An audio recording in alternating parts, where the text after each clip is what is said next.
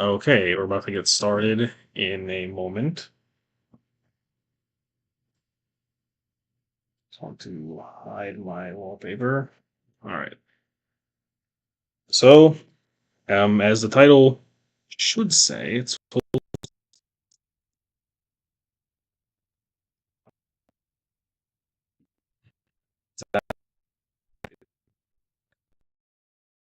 my freshman programmer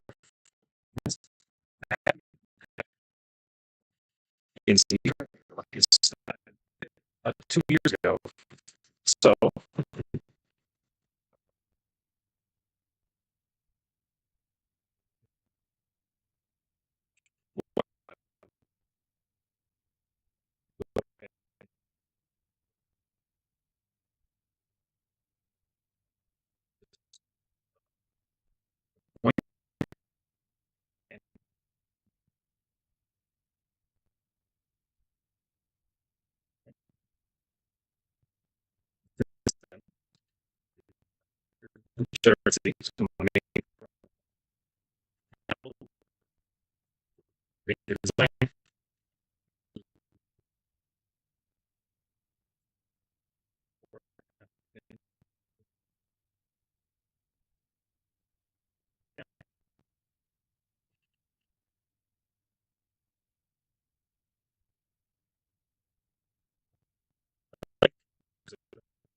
sometimes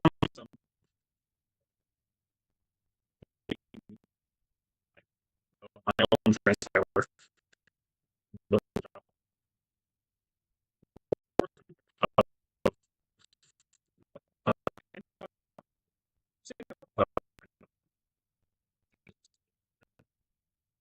for example, look, sometimes goes off page or the styling is not the way that I would give it. The same, obviously, there's no extended markdown. So this became my own tool. I wrote in there, and I think you can probably make the pages to then just avoid having to do all the jamming of manual HTML, although HTML is not that bad. So yeah, that's what this stream is going to be about for today. Now I'll probably go on for maybe 2 to 3 hours. I'll leave off, or I'll leave off, probably to resume again tomorrow. And Probably after the 2 or 3 hours I'll be doing this for, I might do a little bit of a Minecraft stream. I'll end this stream and start a new one. So yeah, let me just go ahead and get a thumbnail set for this live stream, and then we will begin.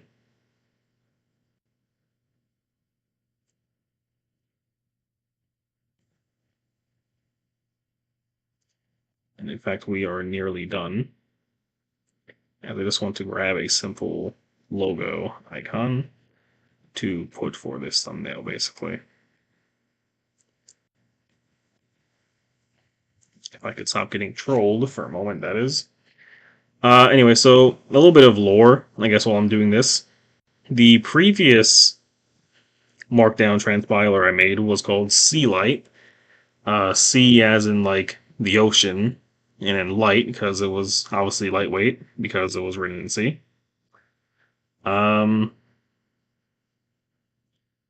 and yeah, now this one is just called Scribe. I was trying to think of a funny little name.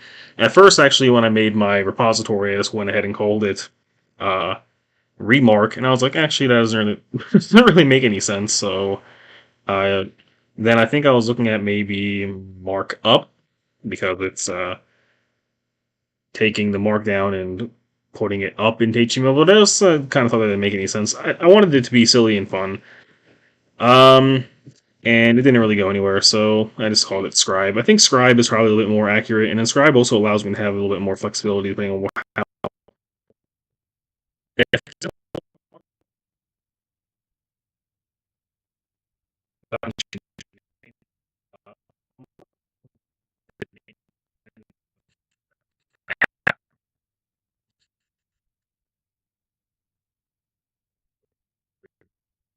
And it's pretty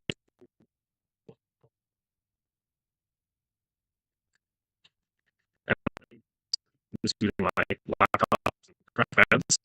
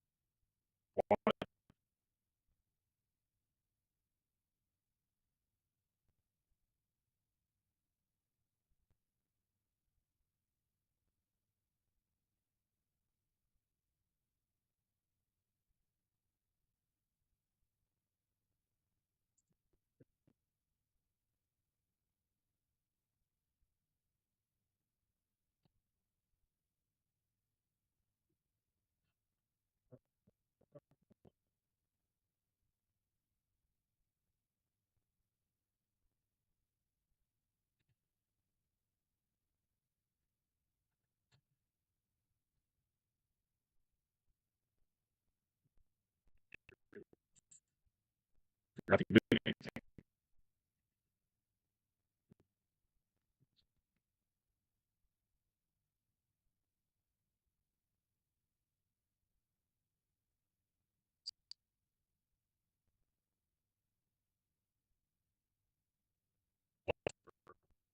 15 months. So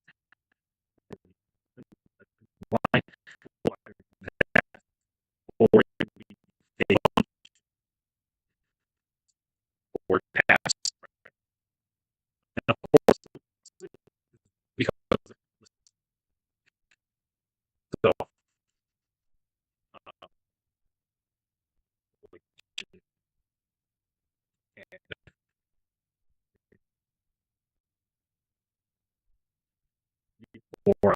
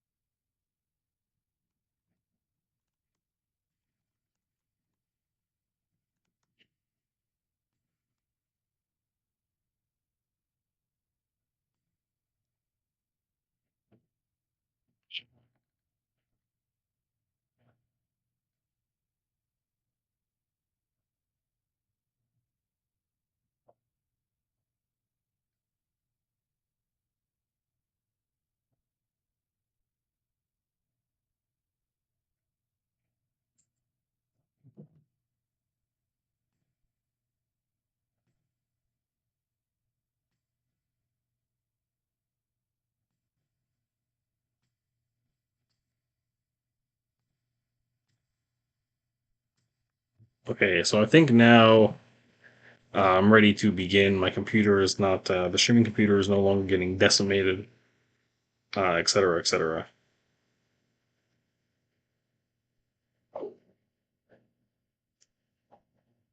I think I already began programming before I left to go ride my bike a bit, but after I was thinking about the superior logic for this, I think some of that might be undone. Um, we'll play around with it. First, probably I'll go ahead and write just some code, just a draft. I have an idea of what I want to do, but I haven't exactly fleshed it all out and drawn it all out. So we're going to go piece by piece. But first thing I need to do is actually make a function to parse the command line arguments. So that will be a function and a struct, and that will be one of the first things that the main function does.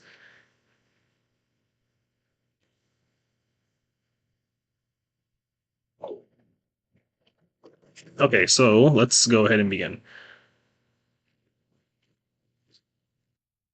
All right.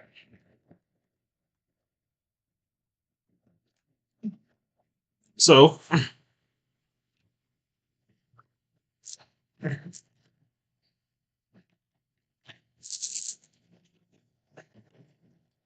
this is largely based around this first activity will be based around this data structure I've created here, which is the runtime argument. Uh,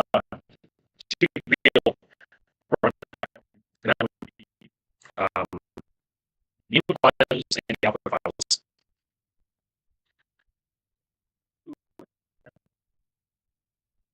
And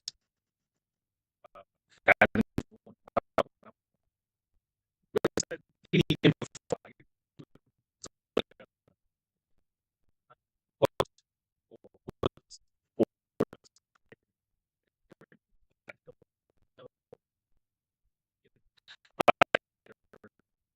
sorry, everything uh, file will correspond to file for the output file. So everything output file or everything after now to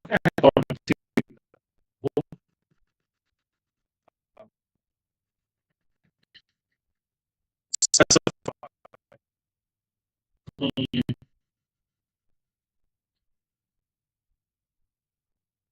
the second or generation type, but I don't exactly know what that would mean.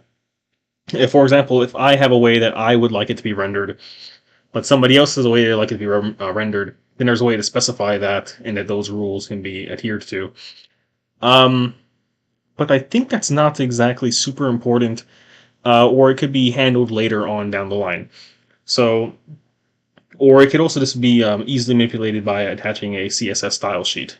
So, uh, Actually, I guess what I can do then to handle that is that I can add a flag for the style sheet so it's automatically added so that you don't have to go and add it yourself afterwards. It can be done all at once. So there will be an argument for the relevant style sheet to be used.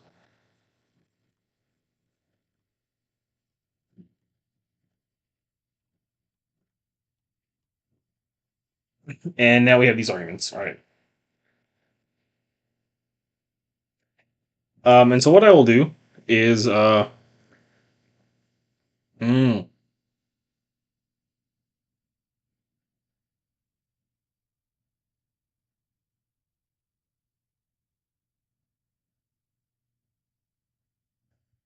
I'm going to have a struct. I'm just going to have a array on the stack of these runtime arguments. Um, and so since there's only three defined ones right now, the stack will be filled with three of those, right?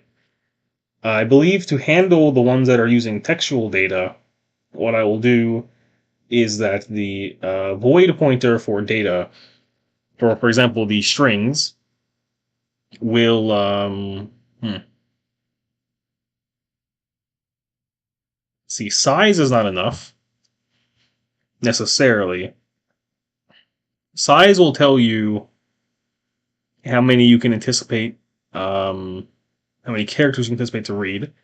We can determine the length by seeing how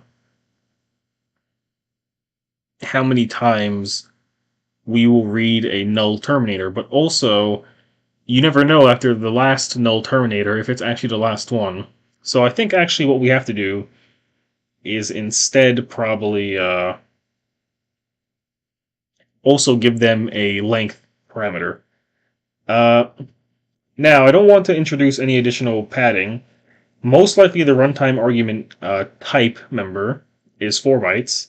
So I think what I can do to not incur additional padding is I can make this be an unsigned short for the length, and in doing so, I will only have to deal with 2 bytes of padding, or I could just go ahead and add a unsigned integer, although it's a little bit overkill. I don't think there'll ever be that many files passed to it, but we'll go ahead and use an unsigned integer. So,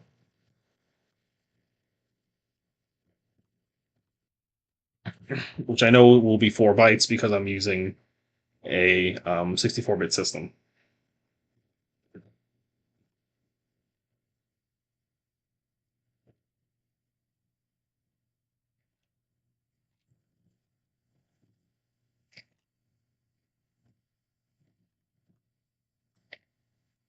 Okay, so all in all, this struct is only a couple of bytes. Bytes, which I think is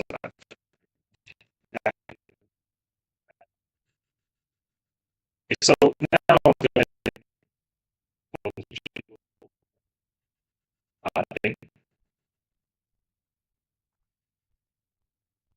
or actually, no, this should be recorded if we're to run that arguments or C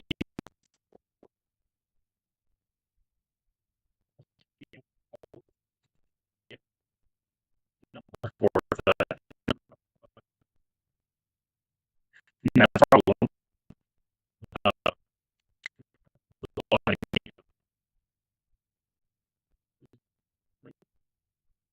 Um, program shouldn't continue to run. So what I'll do is I will have the function return some sort of code, which will be enumerated, right? And at the end, we'll check what the code is. If the code is not some sort of OK code, then the program should exit and return status 1. Otherwise, the program should just continue to run. That's how I'm going to do that.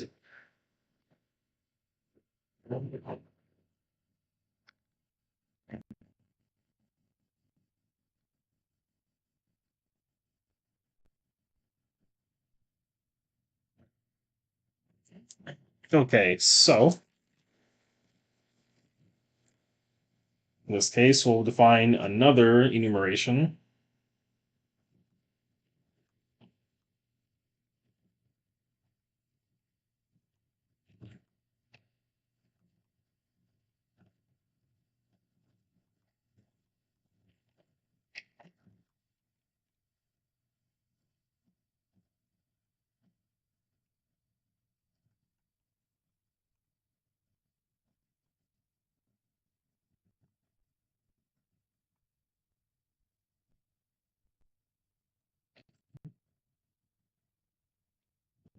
right now, error doesn't really describe much of anything. But I don't know exactly what error is going to occur as the function runs. So those generally say error, and I'll go ahead and give more. But for now, I'll make it say strike. So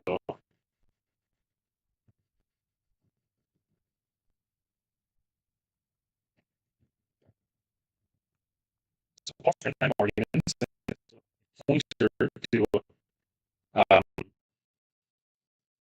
a region of memory that has right. So of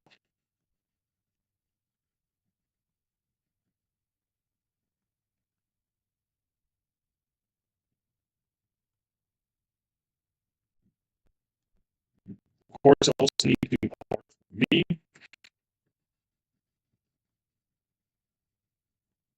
and we'll need to know how long port V is. Since I only have three arguments defined, I'm going to go ahead and hit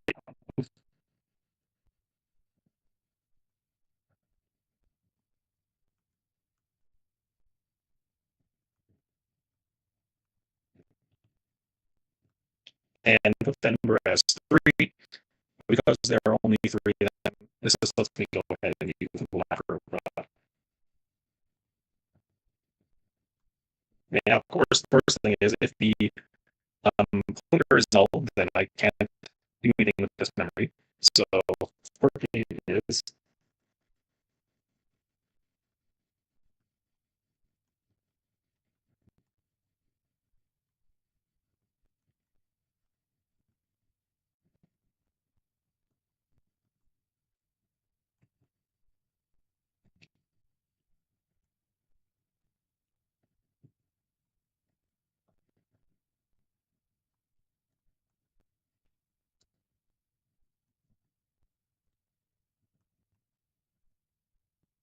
okay. So I'll make an error for null pointer.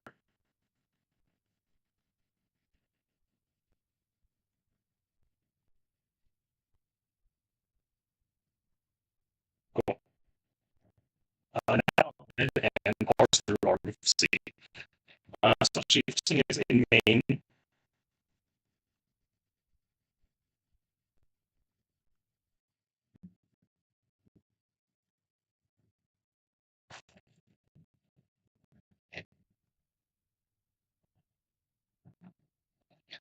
There has to be at least four items in arg v.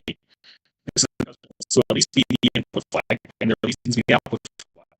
But of course, corresponding to the input flag, at least one input and at least four tokens. Then yeah, the program needs to run because there's not enough program to select. And so what we're going to go ahead and print the help text.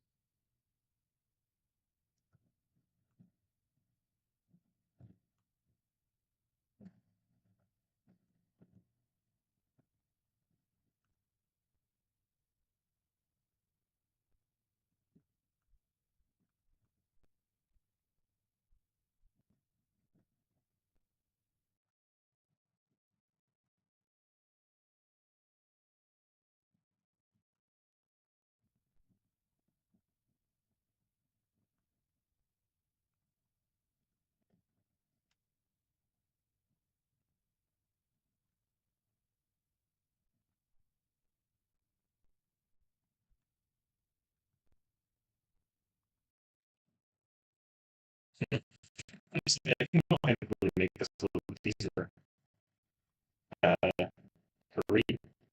Let's see, maybe one print instruction. That's a little silly. So let's take off this wait where it's making me hard.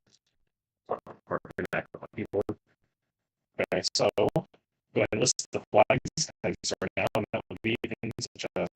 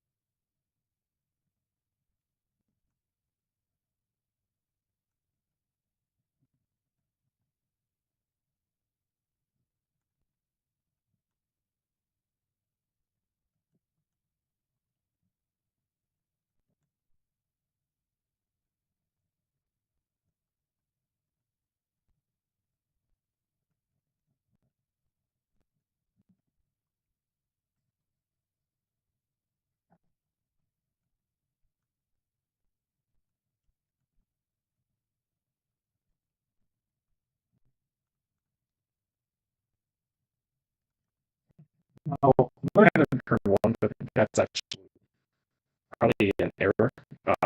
The program requires at least four instructions, at least four parameters. You perceive that the program did not run correctly.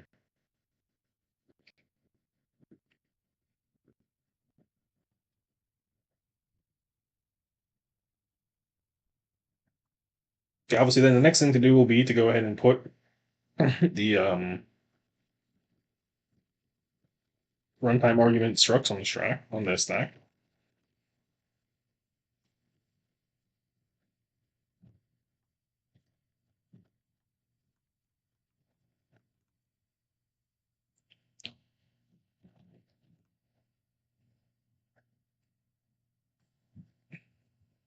Okay, and then uh, we want to pass it to the function for it to parse them. However, none of these are initialized thus far, so don't want to deal with uninitialized memory, so we're going to go and initialize all memory. So first, well, actually, that could just be a simple function as opposed to bloating the code, because that's otherwise it's going to be like a for loop, and honestly, this can just be functions. It's maybe possible I need to do this again anyway. So let's go ahead and make a function now, and this function will be let's see.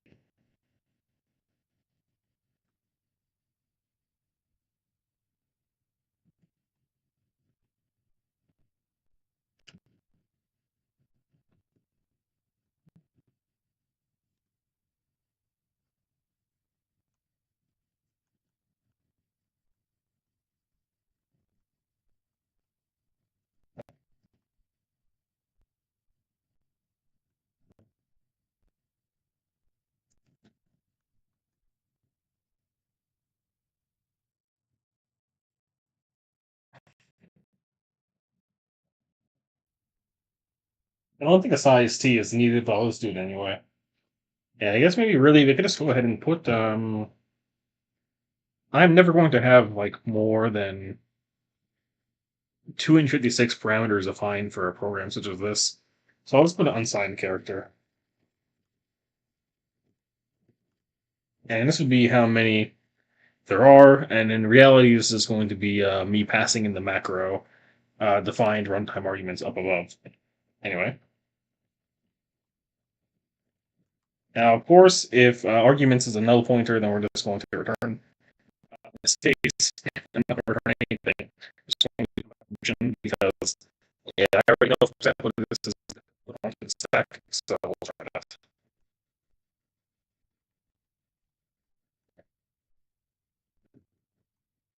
Okay, now, and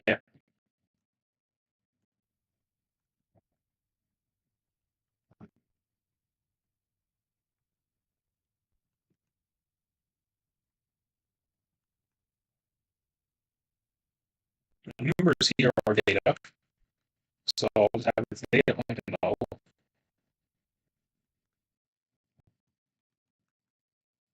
Size will always start with 0. Length will also be at 0. And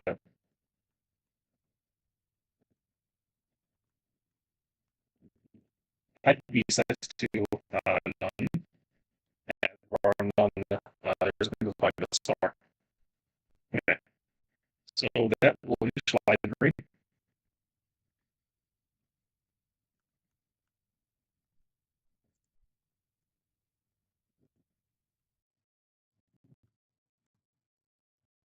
Okay, so initialize very well. Now I'm going to go ahead and parse. So,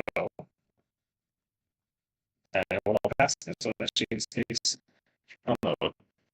We pass an array, the array should indicate to a pointer, so I don't think it matters that I have to specify this. Yeah, you already know that is cool. Anyway, then, so I'm going to pass runtime arguments here. I'm going to pass RB, and I'm going to pass RC. Now, if this function is not equal to okay, then something went wrong in the execution, and this program should terminate.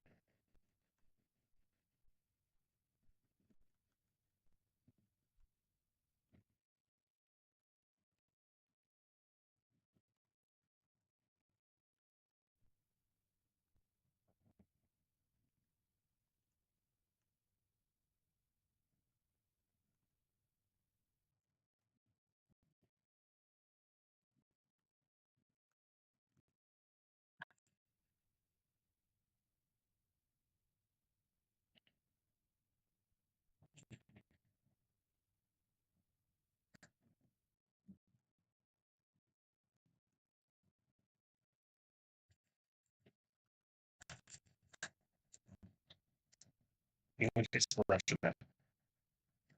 So let's see how we make that function, and let's go ahead and do that.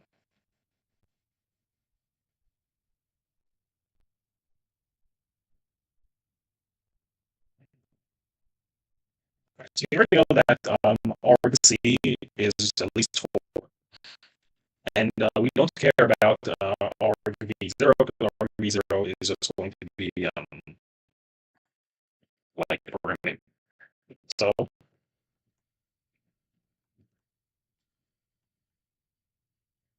and now let's see.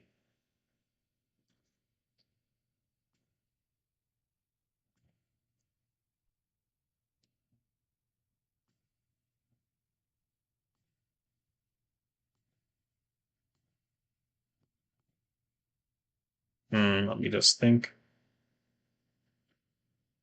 And this can just be a for loop. I don't think it has to be a while loop. If it is a while loop, actually, for some reason I need to use that, then I think that should be easy to convert. So let's just proceed as expected.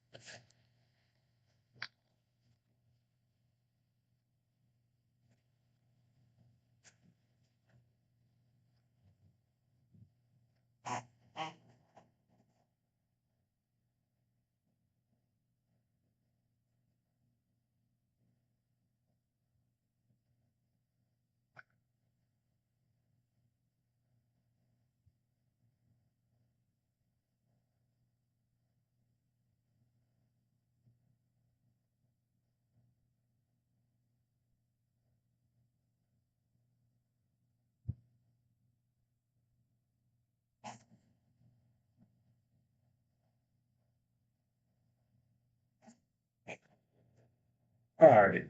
So now I said that there can be there should pretty much never be less, or there should never be more than 256, or actually I guess 255. No, 256, 256 defined command line arguments, because seriously, what the fuck kind of program, right? So in this for loop, we're going to go ahead and process all the data. So first what I'll do is set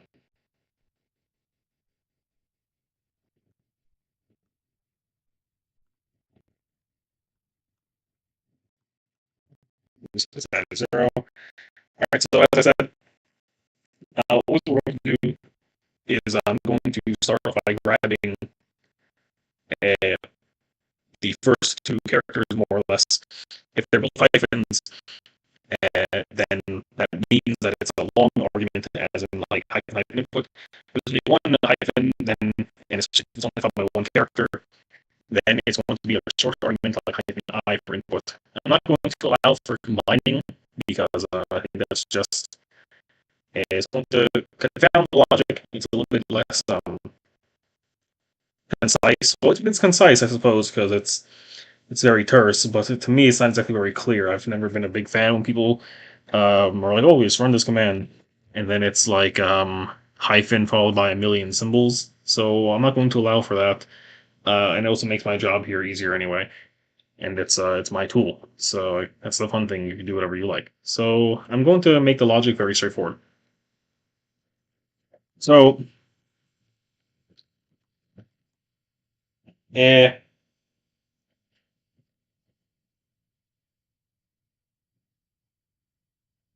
first I'm going to do, and there can theoretically be somebody could offer an argument. This is a ton of hyphens, and while that's bad for me, it's unlikely.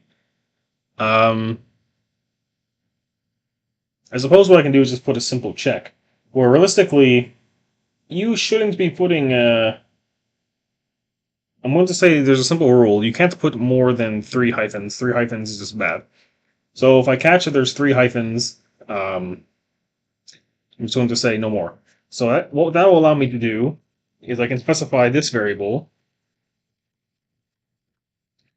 as an unsigned character. Now what I'll do is, actually, and also what I'll do is I'll make a current token.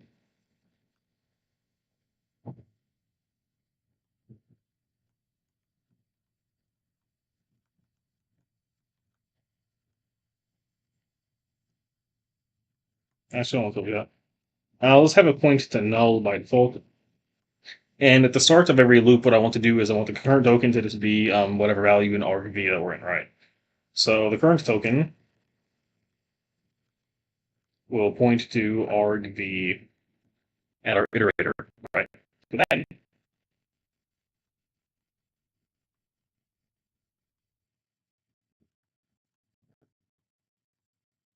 I'm going to count items.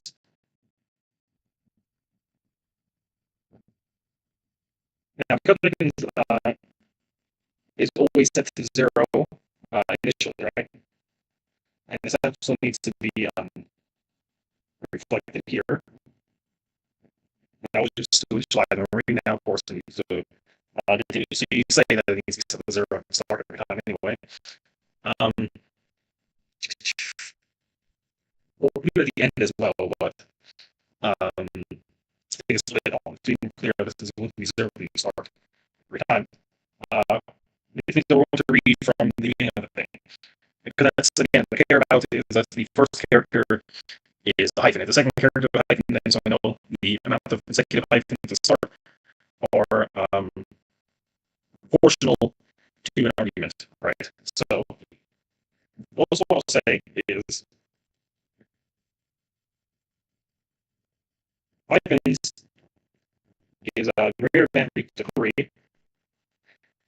This program should actually just stop reading them entirely, because that is not allowed. So, while maybe somebody out there wants to write an argument that's called this or something, I'm going to say just don't do that.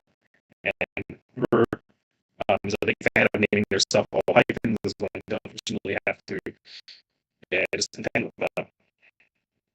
Anyway, at the end of this function, it should return scribe okay, which means everything well.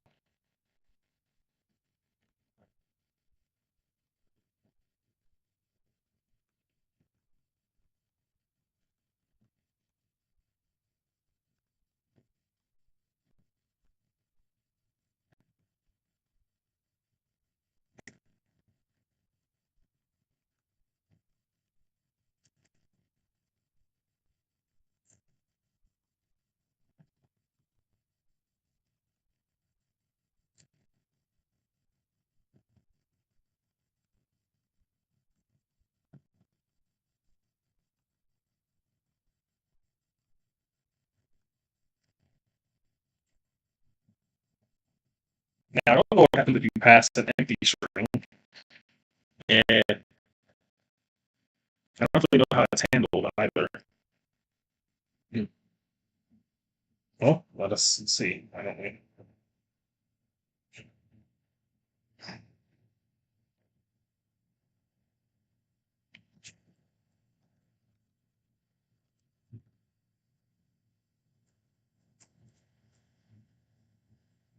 So I guess I'll go ahead and make a new error called, should be called bad token.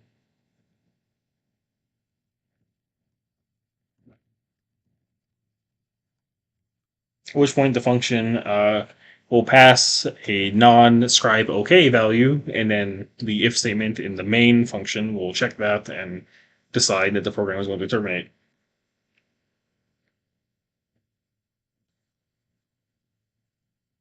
Okay, so now I've counted how many.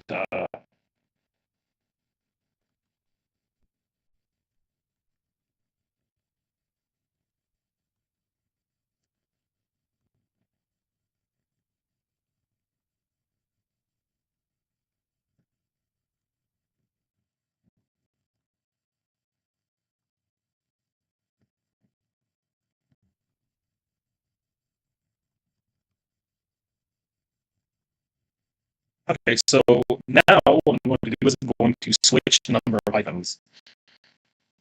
So what I'm going to do,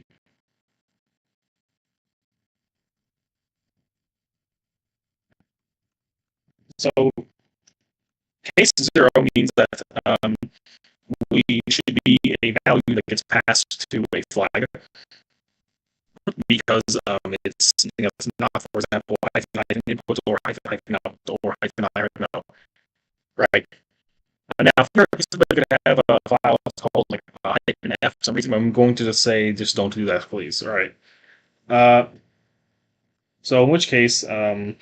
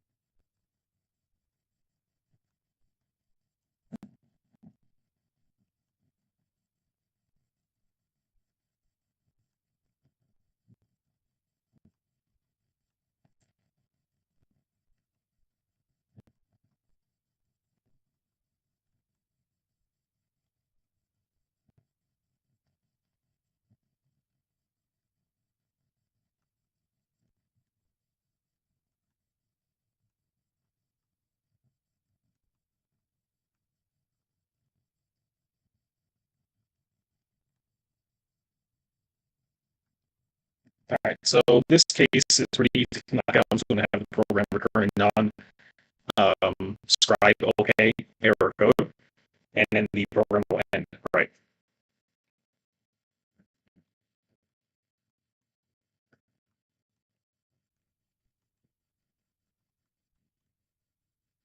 Of course, this actually is the case of a bad token, I believe, because the token that was being parsed brought us to the state, so I'm going to should return scribe that token. I know this break doesn't have to be here because the return will already take out of here, but I'm just going to leave it there anyway. Alright, so uh,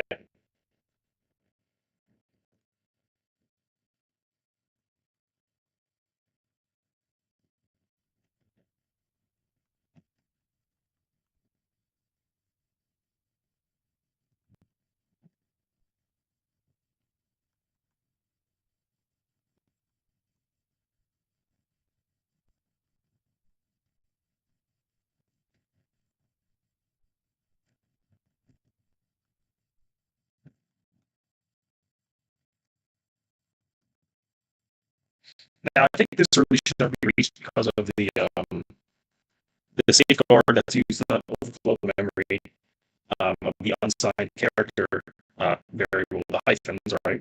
Or if there's more than three, which you don't want to have, if there's three or more, which you don't want to have anyway, because this one brings to this state. So I think this code should really, this section should never really run, but I'm just going to put it there anywhere for the thoroughness of it, right? So then here, of course, I want to put the current token as the what will be expanded for that string specifier, and yeah. Okay. Now, actually, um, this is case one and two are really easy because what they'll do is they'll set a value called the active called the current um argument, right? And the current argument makes it so the logic is known for how to set a case zero, right? Um, yeah. Although I think actually, hmm,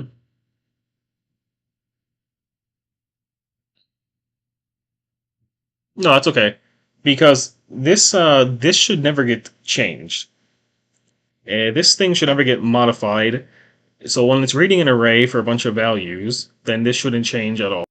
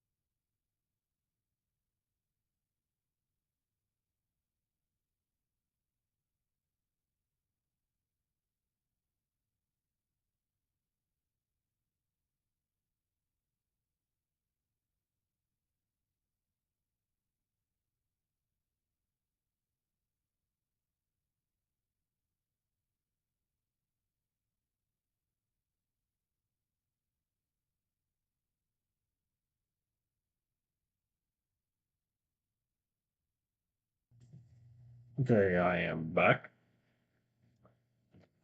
All right. So anyway, I don't think that there will be a problem as far as this goes because what will happen is in the subsequent time it will try to read the hyphens and the previous parameter will um remain the input parameter, right?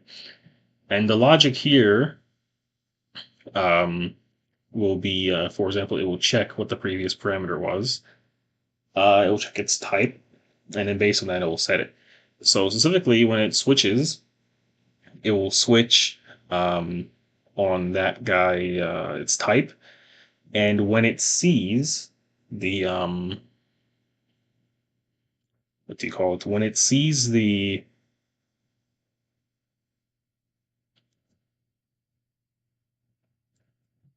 1 second, I'm sorry. When this sees the, well, I'm having like a heart attack. My concentration was broken. Yes, when this sees the type is type.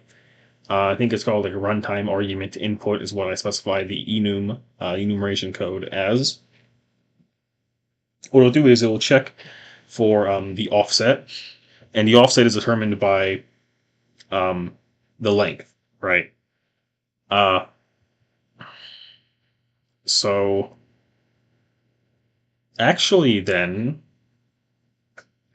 I will almost even want to make um, the void pointer won't be for a bunch of strings. It will actually be no, that's okay. The void pointer can be a pointer to a bunch of character pointers. That is okay. Um, and in realistic, so actually, what that means, and it's just going to point to the different areas within argv. Then I can just go ahead and grab string length on those, so it doesn't matter. We don't need to do any two-dimensional silliness, and we don't need to have this be a pointer to a bunch of structures. And the length doesn't matter at all, actually. They're not a bunch of strings. It's not just like a pointer to a bunch of strings next to each other. It's a pointer to a bunch of pointers next to one another. That is fine. Okay, so the logic here is not broken. I can continue with what my plan was, where the input flag will actually specify either one or more, and that's fine, values. So, but first we'll start with the easy one, which is just going to be setting the current parameter. So,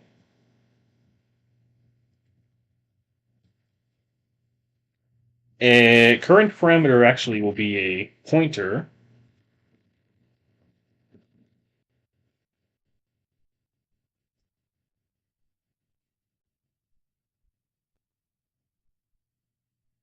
Hmm. Does it does it need to be where? Okay, yes. So I forgot. This needs to be addressed actually.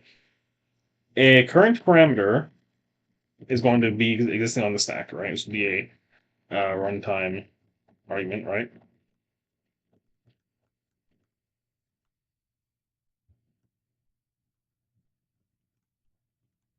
And by default, it will be set to arguments 0. Now, there isn't any anticipatable or there is no order in which the command line arguments will be presented by the user. That is predictable. So by default, it will be set to 0, but actually, this pointer will have to be changing, right? And so because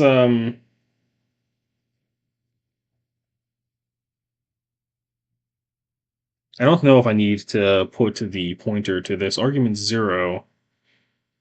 Uh, Actually is just going to be the whole thing. So I suppose it needs this. I don't know. The compiler will certainly catch it for me. But I'll go ahead and do this. Now, anyway, obviously, um,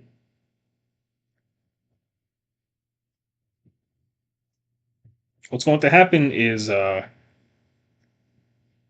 so actually 0, here we go. So none needs to not be a value 0. None needs to be the last one instead. This way, what happens is when I define a bunch of these on the stack, index 0 will correspond to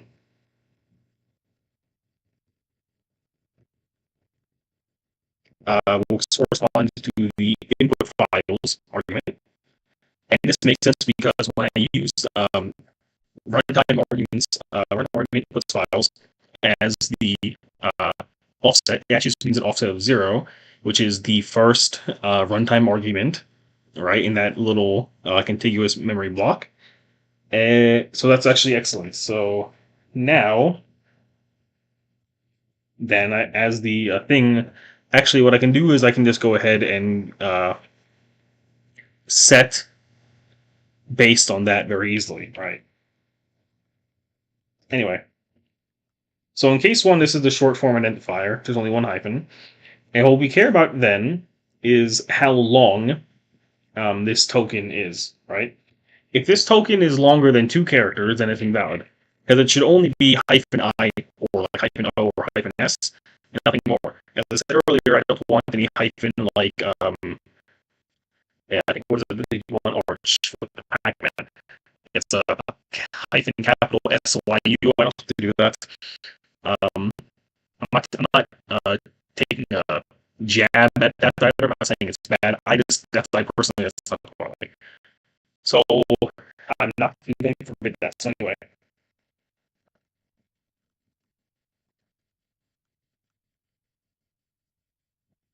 I'll make an argument for, and it's theoretically very long, so I'm going to go make it very large. That way I don't get like overflows on a simple process, right? And,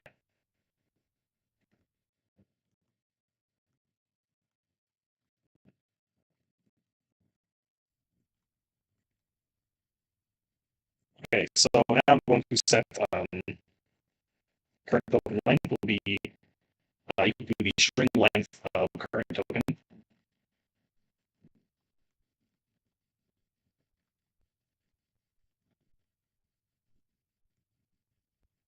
And you can say that it must be 2, right?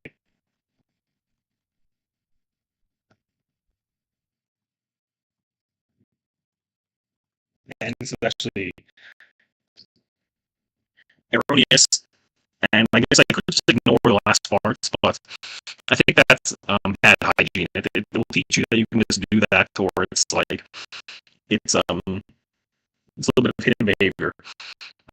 Whereas I think this will force the correct posture, which I think is actually not bad. It sounds bad when you say it aloud, but it's better that the program will actually teach the user correct usage as opposed to letting them just do silly stuff because I haven't bothered to code a case for it. So I do that.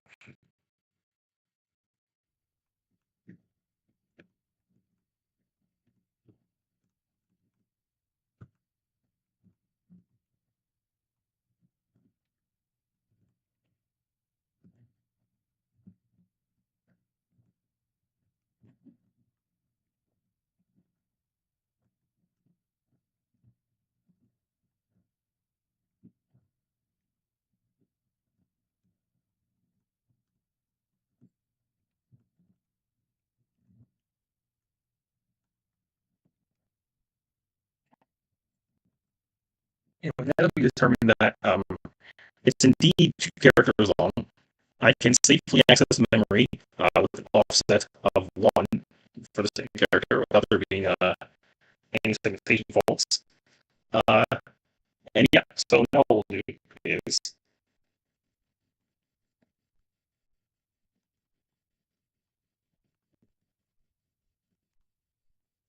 this. So I is defined.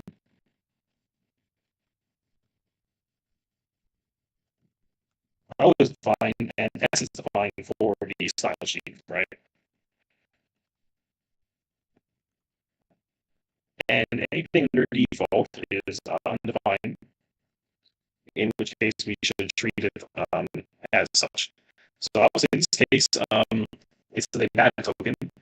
But actually, it's a little bit worse than a bad token because this is more of like this is an unhandled,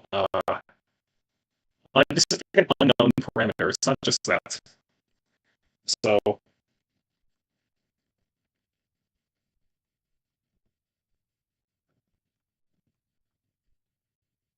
call it unknown argument, right?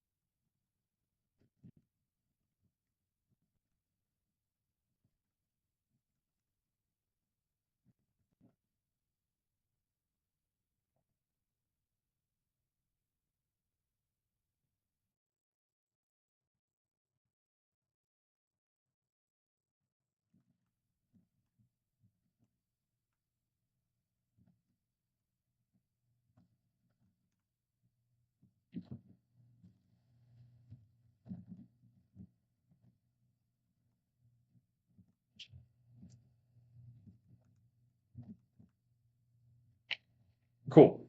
Now, of course, actually, this means that there needs to be a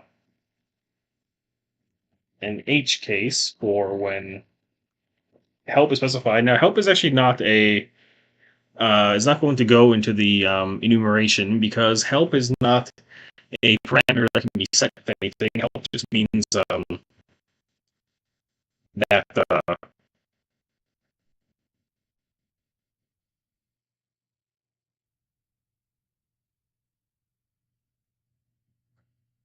the program should really just read that and then stop running, right? And it'll eventually get to this case. Now, what's kind of stupid is the user can go ahead and specify a bunch of inputs and a bunch of outputs and then use hyphen help, uh, at which point it did all that work for no reason, but uh, that doesn't exactly matter. The program won't crash in a meaningful way because as soon as it reads hyphen h or hyphen hyphen help, then the program will know to cease. Right after that, it's going to just go ahead and return scribe underscore help received. Right.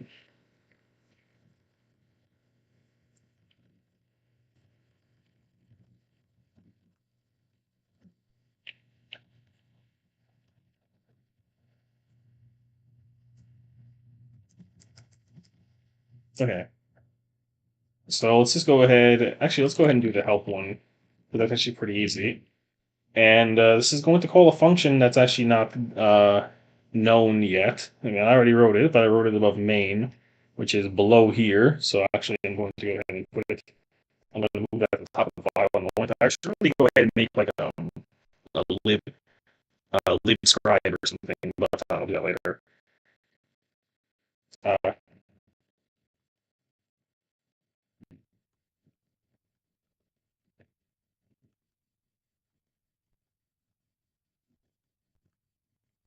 and so after it does that, actually, the program should just jump out of this function and then terminate.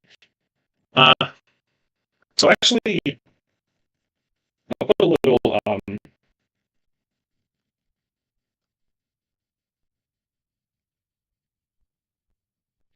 I'll go ahead and put a code for it. Um,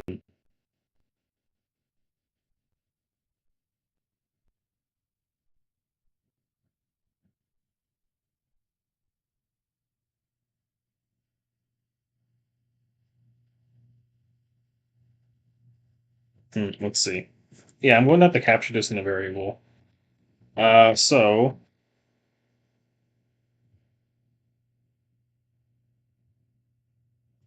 I don't. Yeah, I don't want it to. It could end. It could just call exit failure directly from the function, but I don't want to do that. I just think that's kind of weird, and I think it's better to just do this. So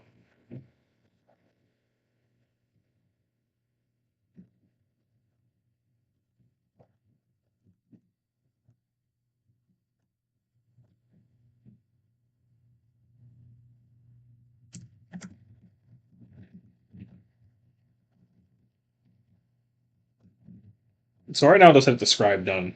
Yeah, I'll just make it a general return code because it really could be reused. So anyway, eh,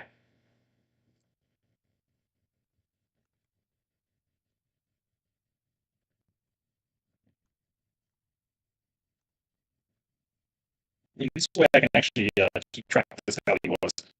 But still, I want it to be the case that if it's not even describe, okay, then we ran into a problem. Specifically, if it was a little sub case would be that if it was a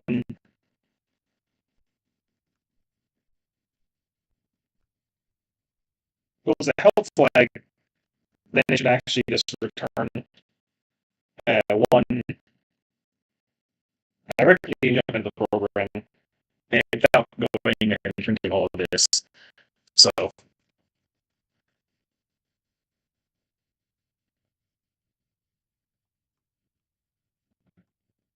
nice.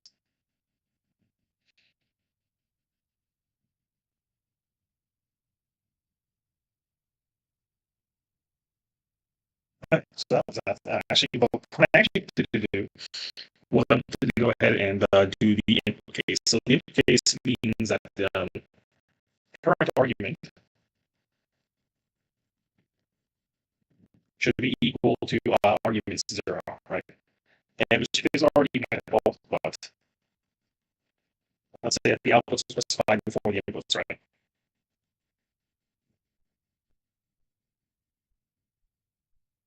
Okay. So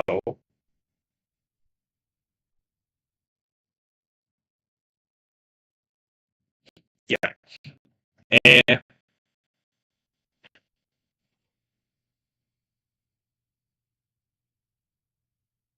yeah. So what we do is we'll go in and out of here. I'll show you. We'll go in and out of reading uh values with like peaks and valleys as far as the current argument goes.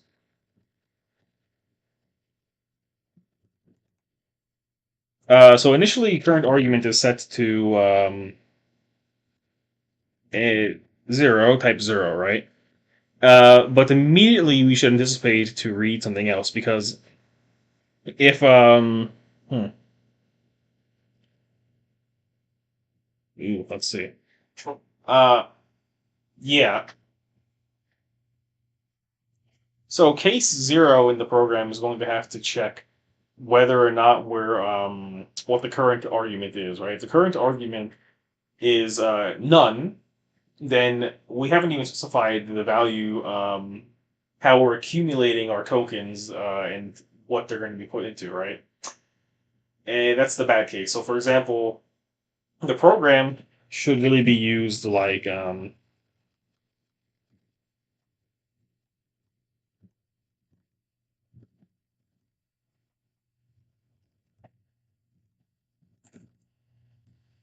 this, and then optionally you can use the style sheet flag to attach to it, and it'll be like maybe main.css or something, right?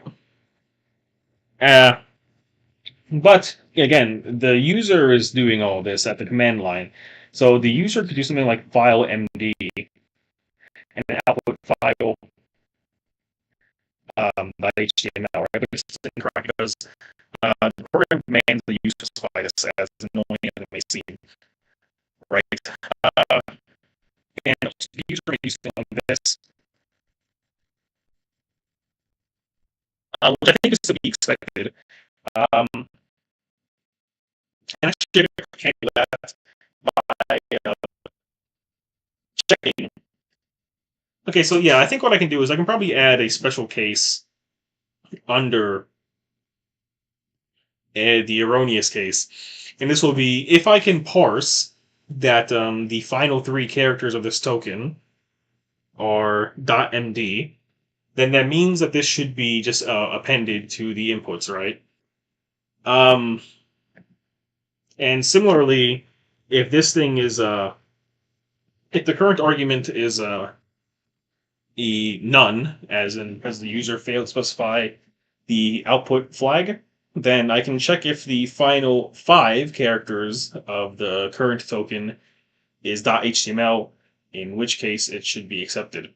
Now, this becomes broken um, in a second, or not in a second, but later, when I maybe add, for example, transpiling Markdown to LaTeX. But I think in that case, I can just have it go through a couple of checks for example, it checks if either the final five characters are .html or if the final five characters, or I mean, if the final four characters are .tech, right? So I think that's what we're going to go with, but I'm going to take a small break right now. I'm going to use the restroom, so be right back.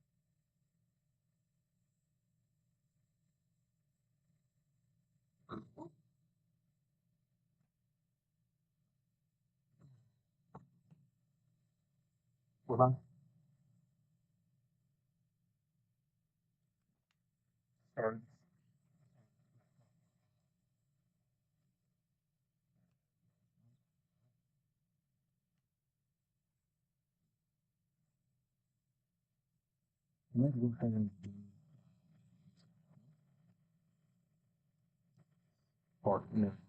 Um, but I'm trying to think of what handle. Something crazy. But also, I prefer to avoid. No, I prefer to avoid any copyright. So I think I'm just gonna play a little bit of lo-fi. Then I think that's a broadly agreeable genre of music as well. So let's go ahead and get a little bit of stuff going on here. Let me find it. What would I like to play? We'll go with this is kind of show how much of a nerd I am if it wasn't already clear from if it wasn't already clear from doing a programming live stream. I'm gonna play a little bit of a like medieval lo-fi, I suppose. It's kind of like how that sounds. So let's see. Go ahead and cue this up. Now, for my previous stream, I determined that the volume can actually go down a bit. Doesn't need to be this high.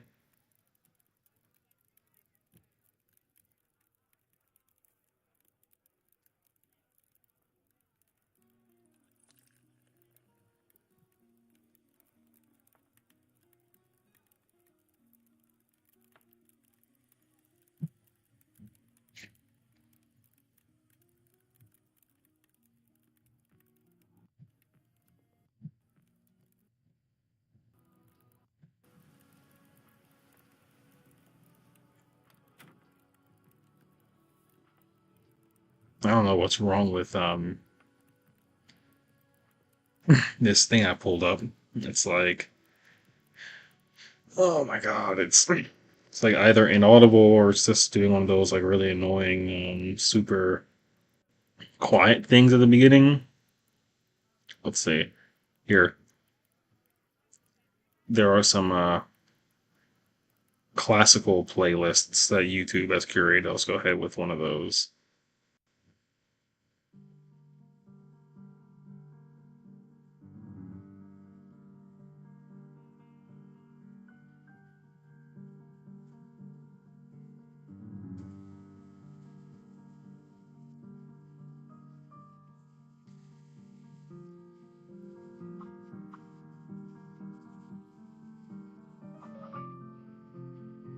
Okay, I think that shouldn't be oppressively loud. I hope so. Yeah, where we left off was describing the logic for um, acceptable patterns when specifying command line arguments, right? So, let's see.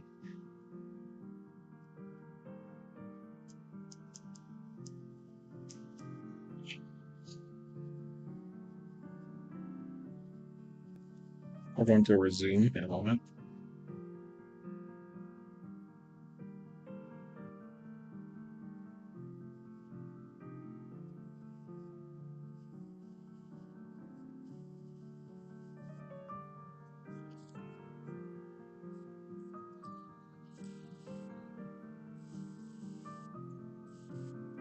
I think the music can be turned up just slightly.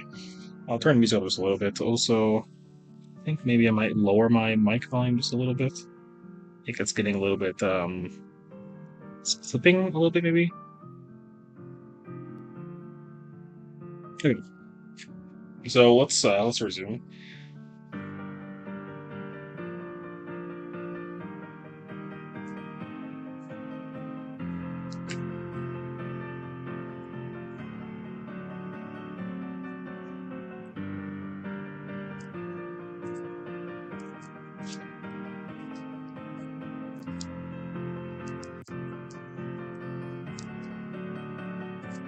So here, then we left off is this should set this to is 0, but actually, since I have an enumeration, I need to go ahead and do that. So I can go set this to runtime argument input files, right?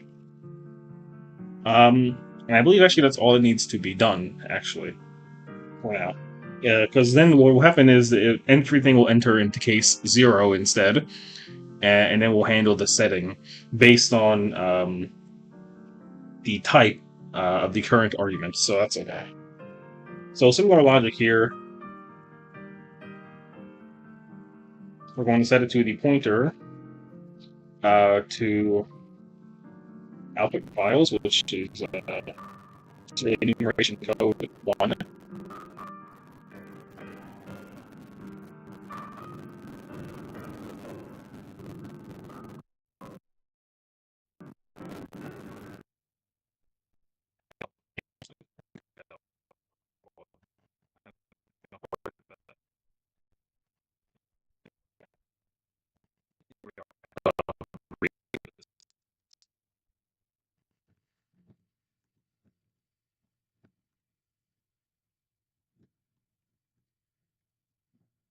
Okay, and that's really it. Then it's going to be a similar situation for the for case 2 with the hyphens, right? But it's going to be a little bit different. So now we already know there's 2 hyphens. What we can do is actually uh, we can dial the pointer forward too, so we skip the hyphen hyphen. We're reading the string comparison, right?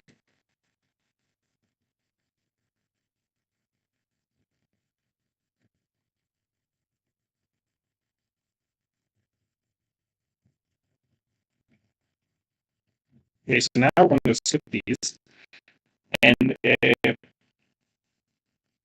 basically going to be a really long if else chain, unfortunately. And basically it's going to be so the string pair. Actually, I think I can probably just make this on a bunch of lines.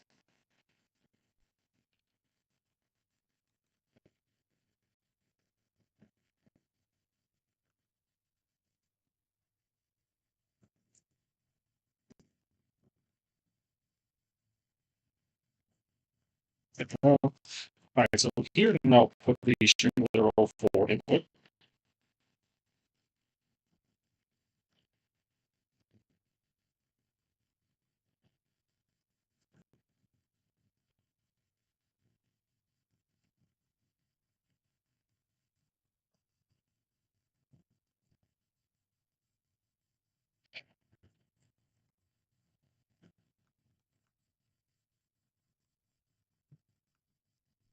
And this else here is going to be the case for this completely um, completely erroneous state. That is, we compared and we had a command line argument that's just completely not recognized. So the ones that are in the long form that are recognized are input, output, style sheet, and help. But if you pass, for example, hot dog, then dog else is correct. In which case, program should actually just turn unknown parameter or unknown argument, and then the program will receive that in the main function, the entry point, and then terminate, right? That is the logic there. So let's continue on. Okay, so now I believe this is going to really just follow the same idea as before. Um, and so I can actually really just put all of this on what they do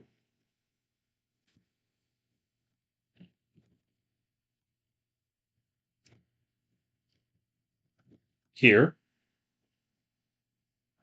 Yeah, this is going to look maybe a little bit ugly. Maybe I do need to use the braces, but I think it's making it look like more is happening than actually is. So current argument needs to obviously then be set to um,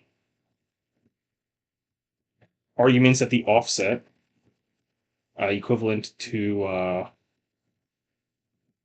and so this is an offset of 0 because this should be the first one, right? And then it should break. So actually, I guess all of these lines could have that as well.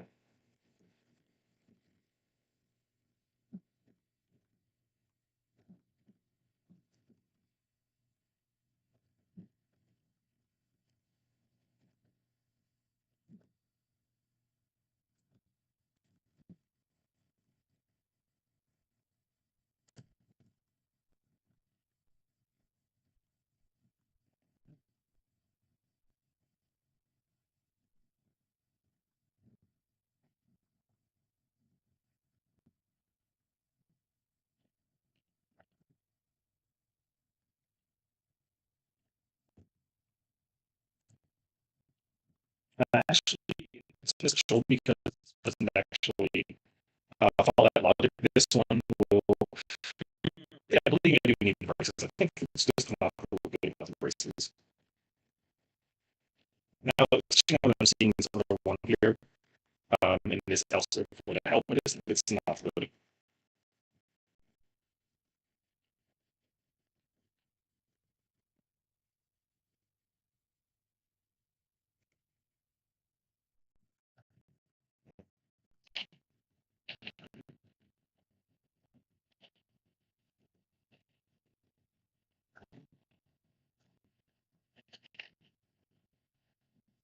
Okay, I'll do that. No, that's obviously that's much uglier, but I think that's what needs to be done. And of course, I think it's ugly now that I have this going on here. So I'll go ahead and remove this empty space, and I'll show you go ahead and do this. Okay, cool.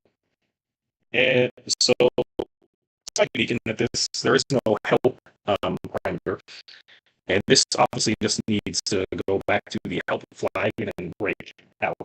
Right. Watch there's no breaking whatsoever. Actually, it's just going to directly return that.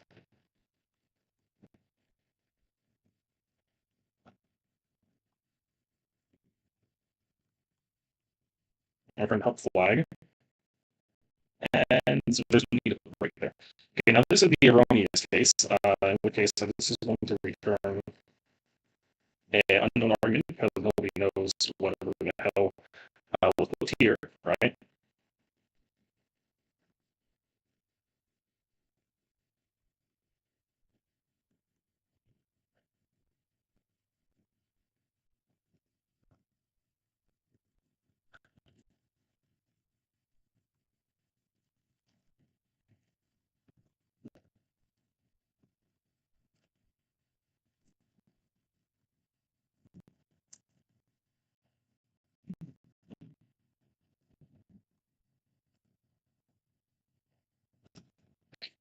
It's just return the erroneous code, and then the main will handle program there.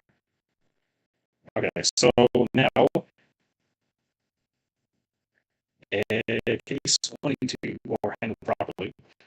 Now it's a matter of handling the readme, which is actually going ahead and setting the parameters with their respective values, right? So what I will do here is I'm going to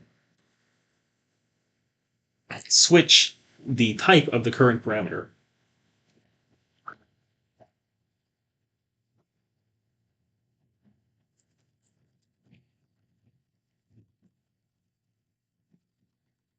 Well, actually, we're not. It's not called current parameter. It's called current argument, and this will be its type.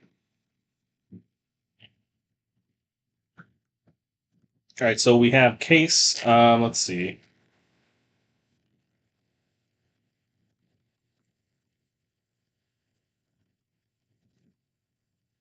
Just going to put all of them.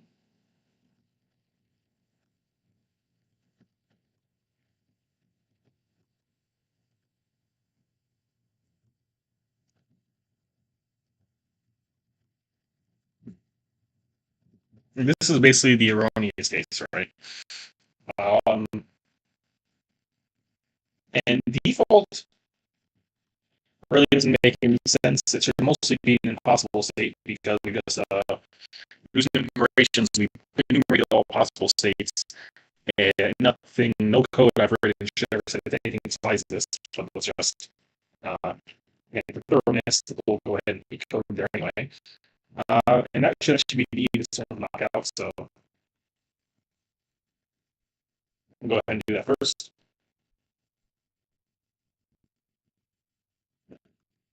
Okay, so the issue with what's happening here is is an unknown type. So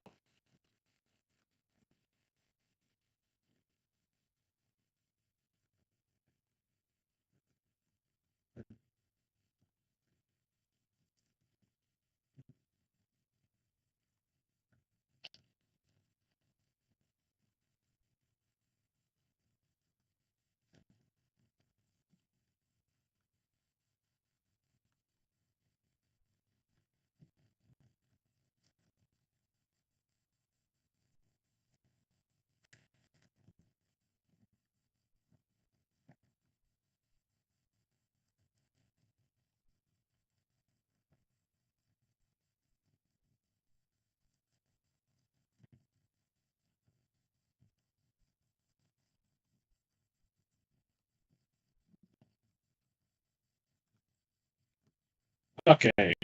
In which case, we're going to return um, a basically still unknown argument to be the guy. So we'll return describe an unknown argument, and then the function in main will handle all that um, appropriately.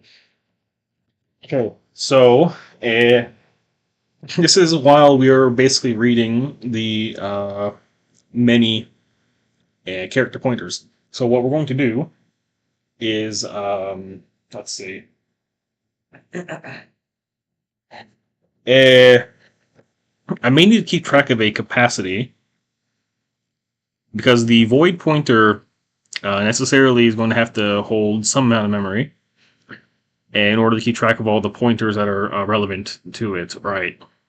Because another thing that's true is the user could also just do this if they wanted to, and while I think it would be silly, I don't think it's punishable necessarily. They could also do something like this.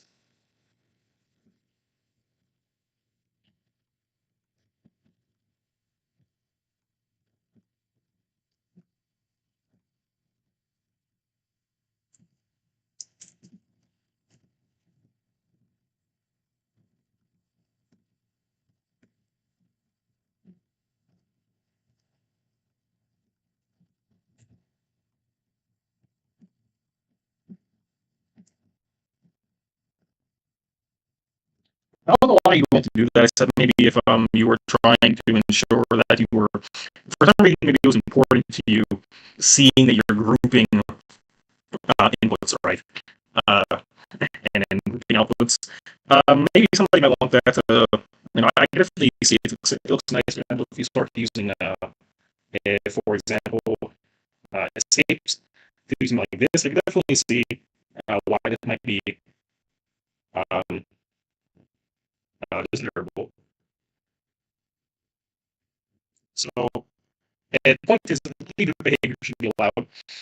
Um, so it's not even necessary that we can just look ahead for the next occurrence of some other token, because again, the point I never wanted this to go ahead and do look ahead behavior in the first place.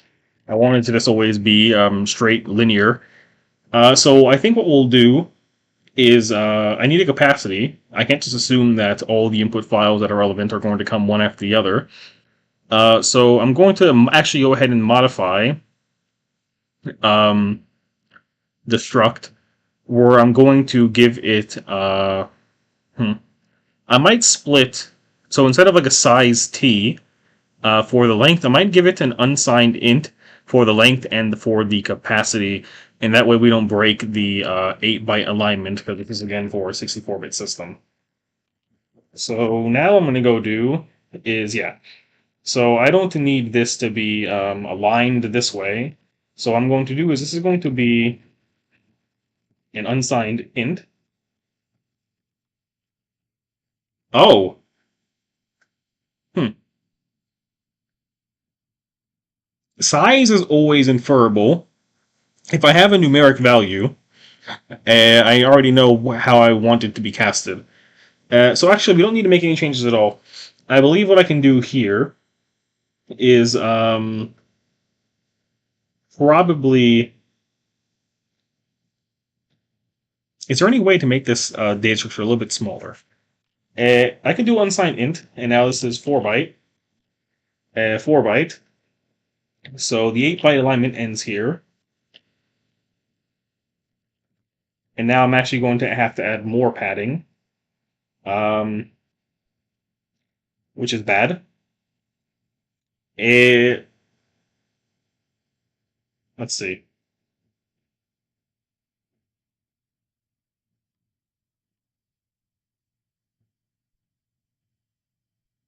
I can probably use unsigned short, and I can actually get this a little bit down in size. So if I just assume this is going to be 4 bytes, and I can verify that, for example, by actually let's go ahead and verify. Well, let's do it in a second. If I go ahead and make this an unsigned short, and this is for the length, and this will be for the capacity of the void buffer, right? Now instead I'm using 2 bytes and 2 bytes.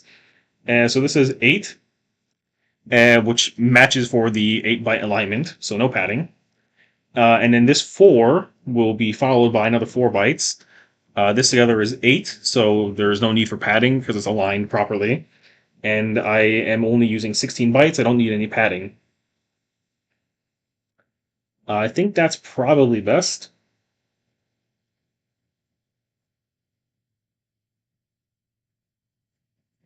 Okay, I'll go with that. Now, just to ensure, because I'm only assuming that the type is going to be using 4 bytes and it'll be using an integer. If it's actually using a character, then we're actually dealing with a different story, and this should probably be put at the end instead. Or maybe I should be doing something else. So, uh, maybe for example, then uh, hmm, there's only so few types. Maybe I can actually go ahead and even use nibbles, and maybe I can go ahead and put a struct here to handle all that instead, which would be very unclean and gross, but we'll see. Uh, does that even need a struct? I don't know. So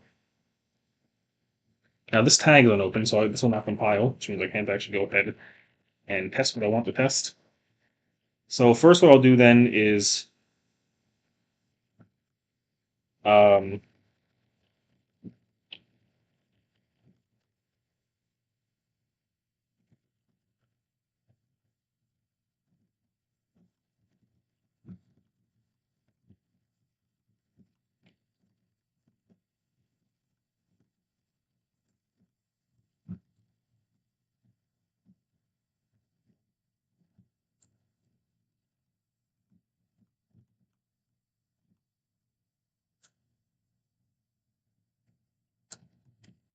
okay, so after it starts, going to go ahead and help me debug that.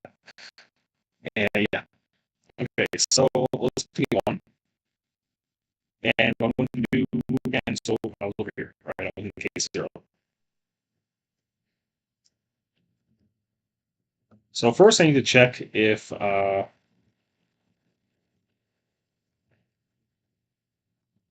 its length has become greater than its a capacity, right?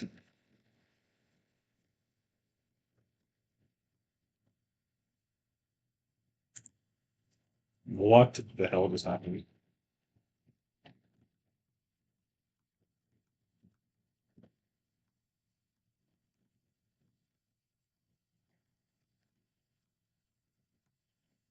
Okay, so actually now what this means is I'm going to have to go ahead and add a swap pointer,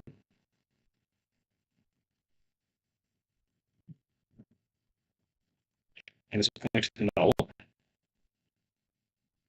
Okay, so in this case, what I'll do is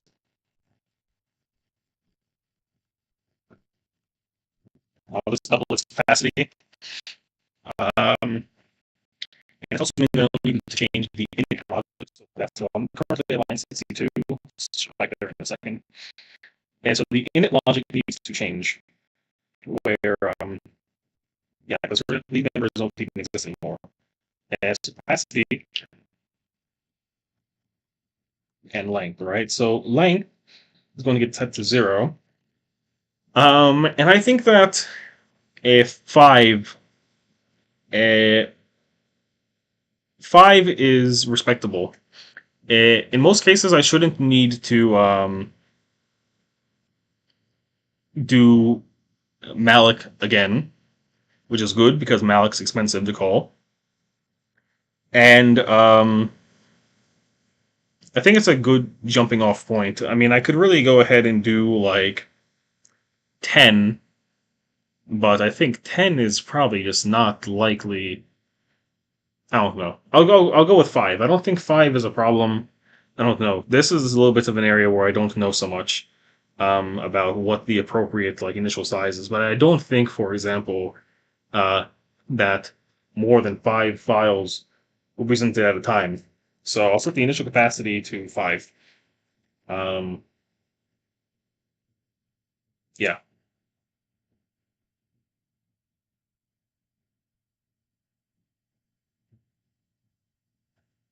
Now, also, I think maybe this really shouldn't.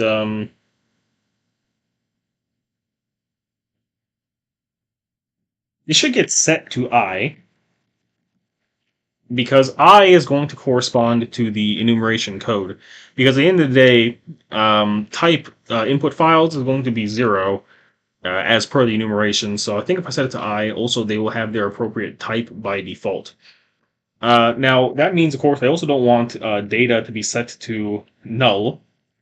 Instead, I want it to be set to I want to cast this as a void pointer, right? Malloc. Actually, well, Malloc is a void pointer by default, right? So, and this should actually happen at the end, I guess. Well, I can just reference capacity easily. It, but this actually requires a switch, I think. Or I need to switch I. Because if it's this guy, then it needs to allocate for character pointers, and if it's output, it needs to allocate for sufficient size of character pointers. But the style sheet actually doesn't need to allocate at all. It can be null because the pointer actually just gets sent directly to point to something else instead. That is when it's set to point to the string within the argv buffer instead. So let's go ahead and do size of character pointer times capacity specified, right? Kind of like this more. I just don't like seeing those starred after that the way it is. Okay, so this. Now then, if arguments, if this is null and it failed to allocate, actually that's an error. So actually this needs to return something else now, right? And this should be scribe code, right?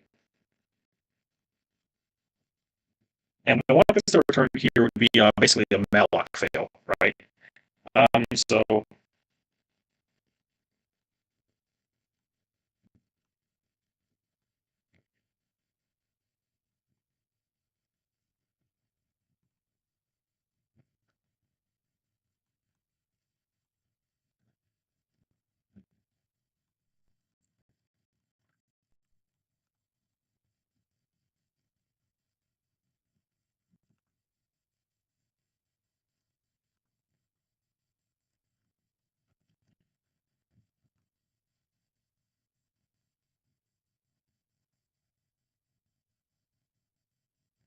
I don't know if I can go ahead and put no, I suppose that should be fine. We'll see.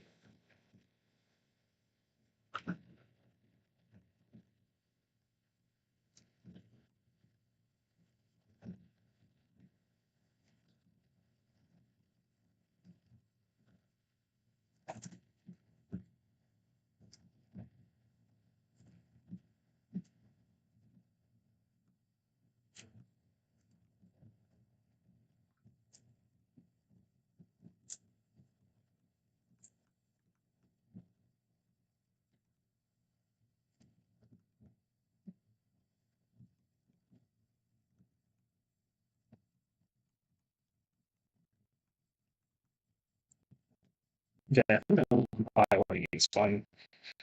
Yeah, and that's that. If that works, then it's going to go ahead and break.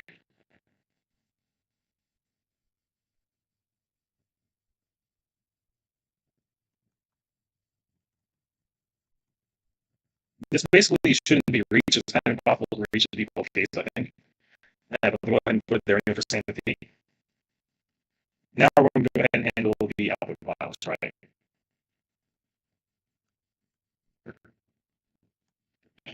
Okay, one second. Let's have this file up.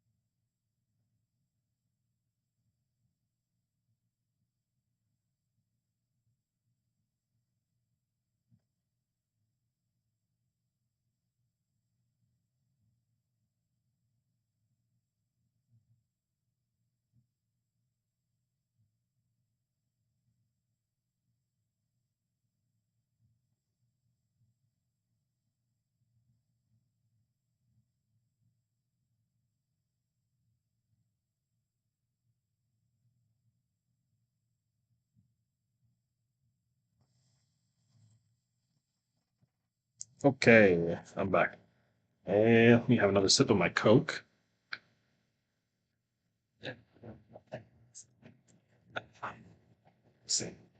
My water bottle as well. Probably time to stop drinking soda.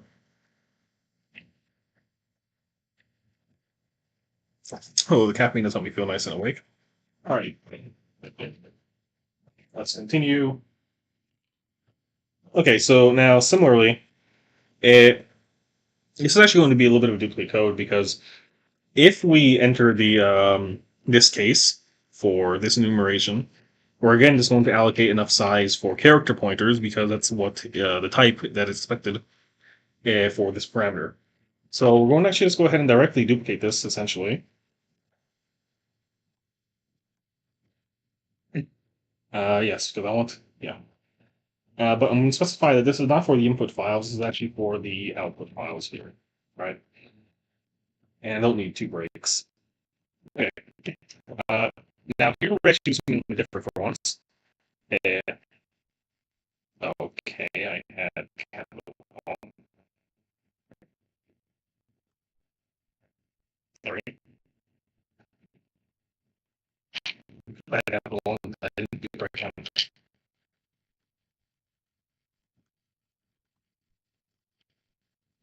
Okay, so now we're actually not going to really do malloc at all. There's no need to do malloc because there's not going to be several style sheets attached. Or I guess really there could be. I don't do a lot of HTML, so I suppose you could attach several style sheets if you liked. In which case, actually, a lot here are going to be all the same for all of these. I'm still going to just duplicate the code though, because let's say down the line that there is some other argument, and that argument takes, for example, just a numeric value, right, and only one. It should appear several times. In that case, I'm not going to malloc for a bunch of capacity. Instead, I'm going to call malloc just for the size of like a singular integer, right? Or actually, I'm just going to have yeah. So anyway, yeah, let's do that. Okay. So once again, I'm just going to copy this code. So these should be all the style sheets that are going to get attached in the head section of the document. And once again, I'm just going to specify that this is actually if malloc fails and this is a failure, it does not pertain to the input files or the output files. This actually pertains to trying to allocate memory for the style sheets.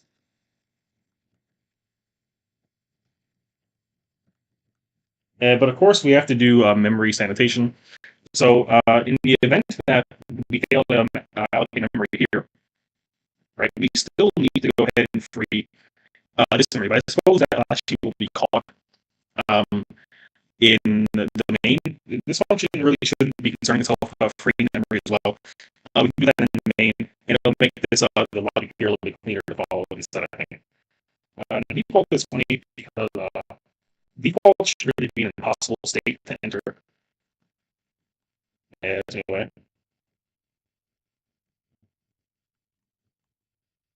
um, yeah, honestly, I can't even think of what to write here this time. But I know for the other states that were more or less impossible, we wrote something and we did something. But here, it's just going to be impossible state. So I'm actually going to go ahead and add a scribe code that really should never happen. And I'm also going to add the malloc code that I did not bother to add, right? Let's see. So now I'm going to do, yes, so I can go ahead and add a new. So the new code here is going to be uh, impossible state. As bizarre and nearly like um, analog horror as it sounds, that's what I'm going to write it as. And this function is all the way down here, I believe. Oh, okay, I'm being silly. I can just jump right to it, right? Um,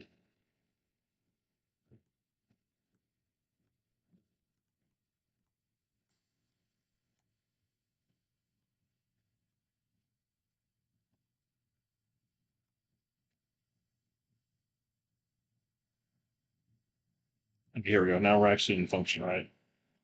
Eh, what was I doing? I think I was continuing to modify this. Oh no, this has to return the correct code, right? So this needs to return in possible state, right?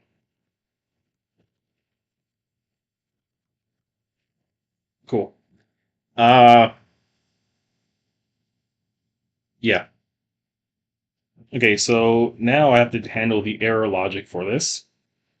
Um,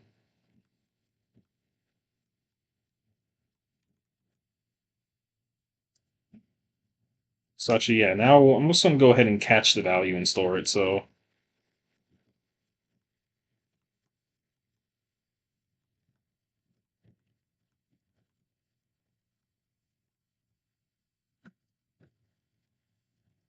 and we can have an error where it's not scribe okay, right?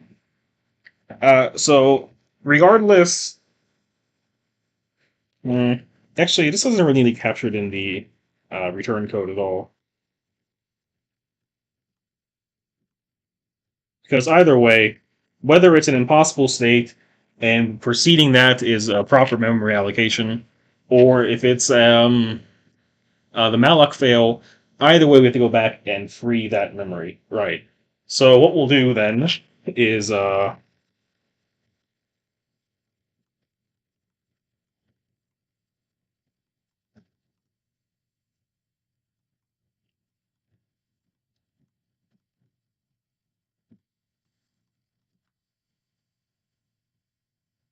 if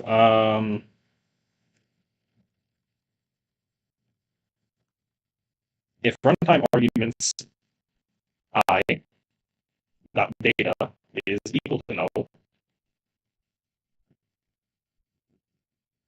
just continue. Otherwise, I want to free that memory, right? And none of these should be dynamically allocating space. That is, so if it's if it's a bunch of pointer to pointers, then those pointers shouldn't be allocating space, right? They should be pointing to like statically allocated space, for example, stuff that already exists. I suppose on the stack, I guess that's where RGB values live. So what we're going to do is free. We're going to free that memory, right? And yeah, okay. Now there's an error here. It's not equal to scribe okay. And at which point now we should return 1.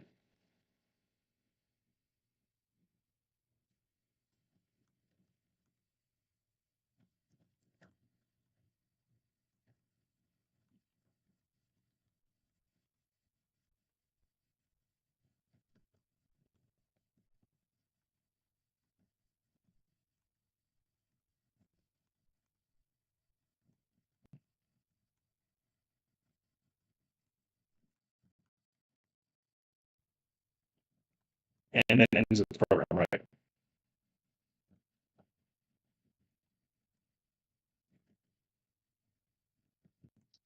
Now we're going to parse the command line arguments down here in main.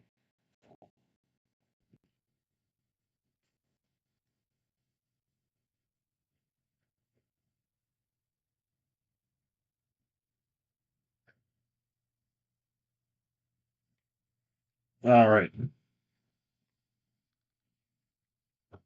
So I think I'm getting nearly to a point where maybe I can go ahead and at least try to do like a basic compilation. And let's see. So all of this here is chill, except at the end. So this should actually be return describing null pointer. Otherwise, it's impossible. It's returning nothing. And then at the end of this whole thing, and I don't know actually what this is. This is for the I. This is 4, right? So this is the end of the function ignition. Okay, cool. So then we return scribe. Okay, right. Cool. All right. So now the data should be initialized properly. which means I can go ahead and continue with this function here. And honestly, I'm just going to go ahead and move this function real fast because I don't think it needs to be up here with all like the structure definitions. I think it really needs to be a little bit closer to main, or I mean, outright, totally in a separate file. Uh, so I'm going to go ahead and move this function, and I'm going to put it here.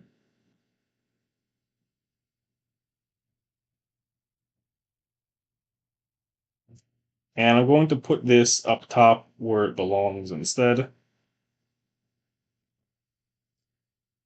I'm also going to put print usage instructions up top because it's independent of everything else. So I think that just makes a little bit more sense to me.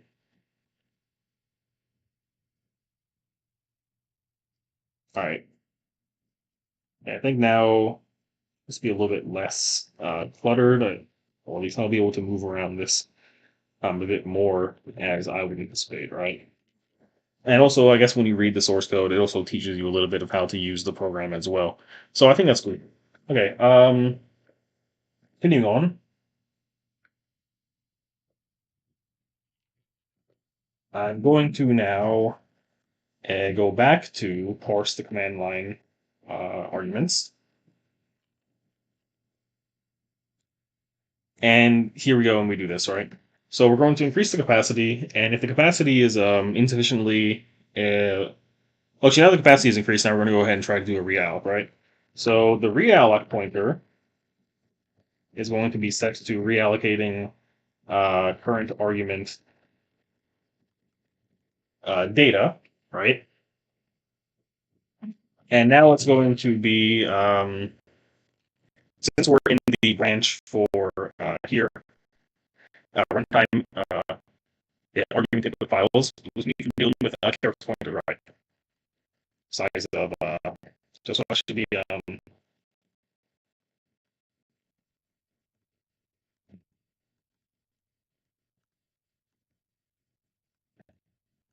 times the size of the character pointer, right? Now, if realloc pointer is null, then we've entered an error, right? Otherwise, we can go ahead and swap pointers. So current argument can be set to realloc pointer, right? And this is the void pointer, so it's a-okay. I don't think we get any errors in the compiler for that. This should be, these types should agree with one another. Okay, so if the realloc pointer is null, and we need to go ahead and return, I guess nothing malloc failed, but realloc failed. So I was on line 45 and go ahead and put down realloc failure. Go back to line 145. And at the end of the day, this needs to return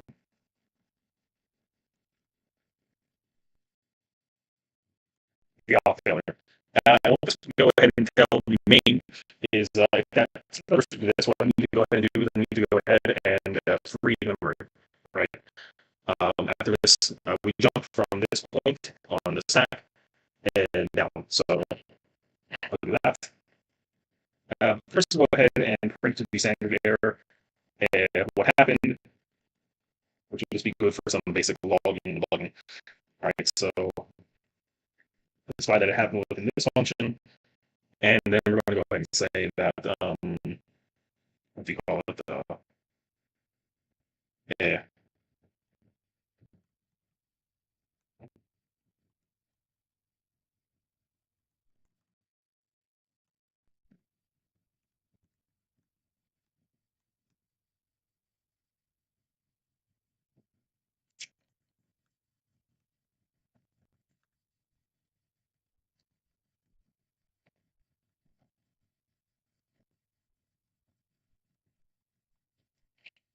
I think that's a good enough warning here. So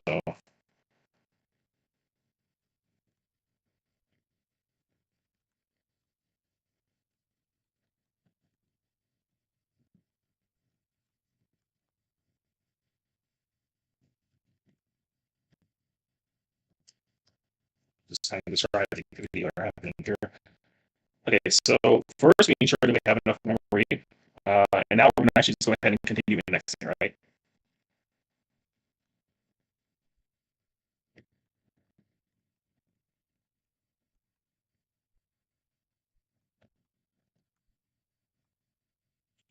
All right, so we're going to cast data as a character pointer and then offset it, right?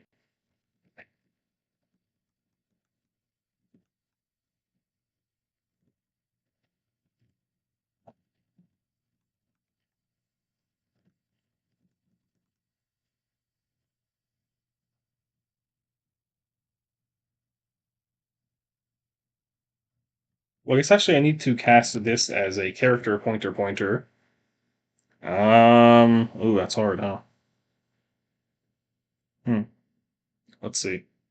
This thing is a void pointer. And let's go ahead and do some rudimentary drawing, I guess, right? So it's going to go and point to this, right? And each of them is going to be 8 bytes. And so I'm just going to go ahead and use hex here to make this easy. Right. So since it's 8 bytes, I need what? Like eight. I need 4 hex, right? So we'll go ahead and just call this something. Do something easy, right? We'll do uh, hmm. Oh, let's do zeros.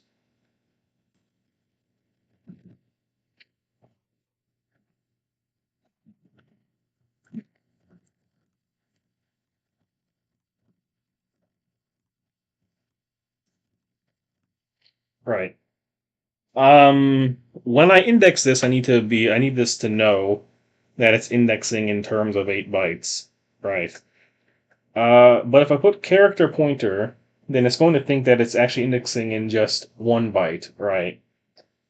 Um, so I need to, hmm,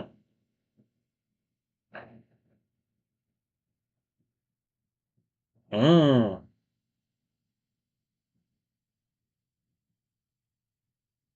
that's hard.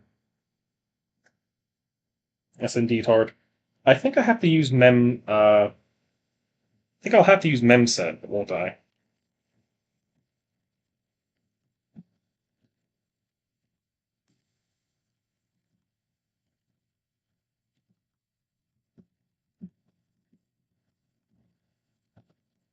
See, I don't exactly remember how to use memset, so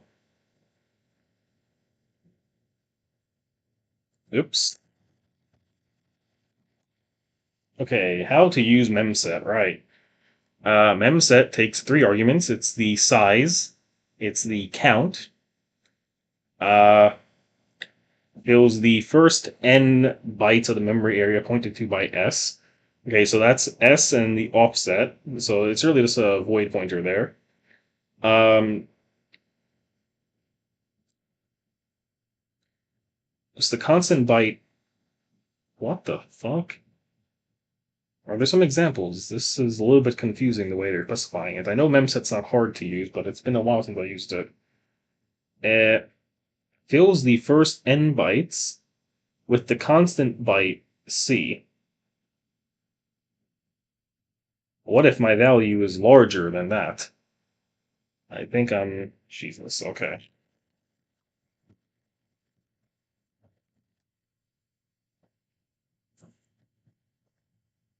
No examples. This one is one of the worst specified ones, I think.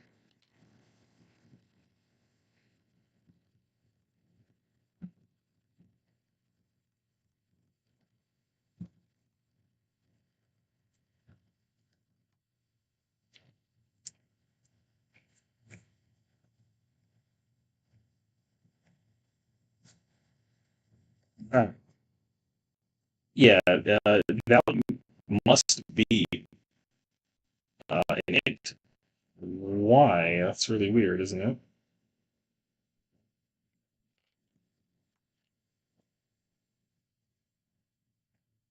Maybe I could use mem copy. I really don't know.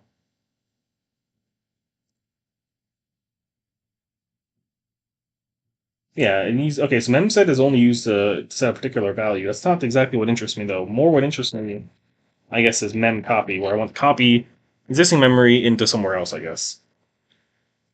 So memcopy takes the destination, which is a void pointer, the source, and which is the void pointer, and then I guess the size of the amount of memory to read after the source. Copies n bytes from memory area SRC to memory area dest, and they must not overlap. Okay, cool. So I believe now I know how to use it. All right, so what I'm looking to do here then.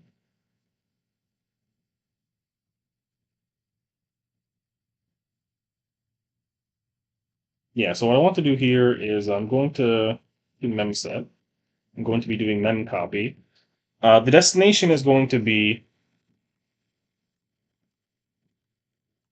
uh, data plus an offset. So this will be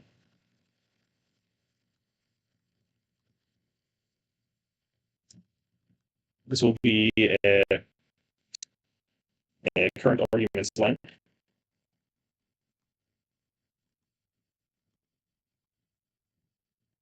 So that's the offset. Yeah, so this is our destination.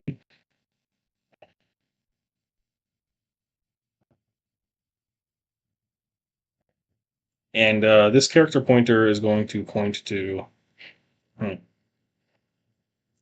eh,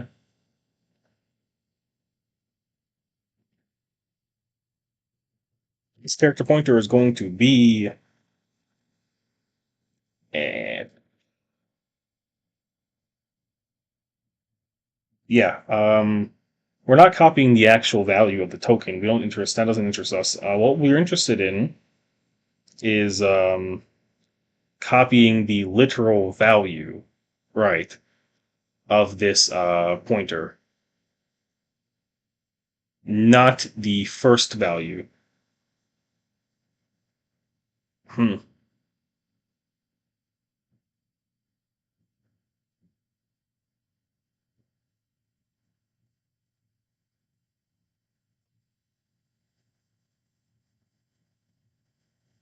Oh wow, that's the way. That's a little bit tricky.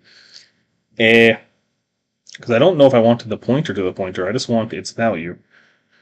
If I to do that, no, I should still be grabbing it. This is where I do pointers all the time, but now I don't know how to use pointers. Because what I'm thinking is I don't want to copy a character. I want to copy the actual address. I think what I do then is I just specify current token, right? Current token doesn't refer to the first value. That would be if I was indexing with 0. Right? Current token refers to the memory address where I go to find that, which is exactly why it holds 8 bytes. So there we go.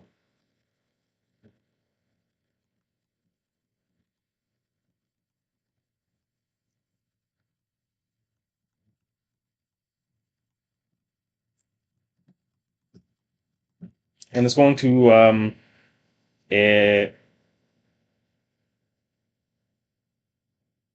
oh shit. Well no, that's just copying that. I'm not going to this memory region.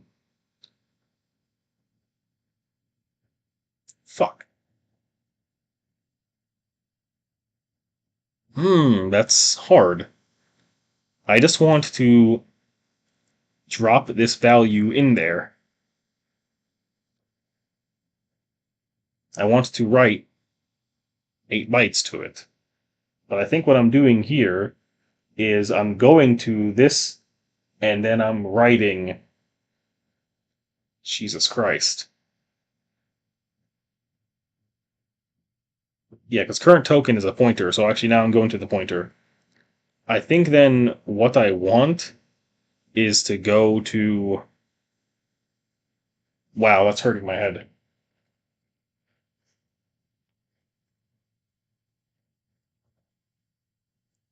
Wow, wait, that's confusing me. Eh, let's see.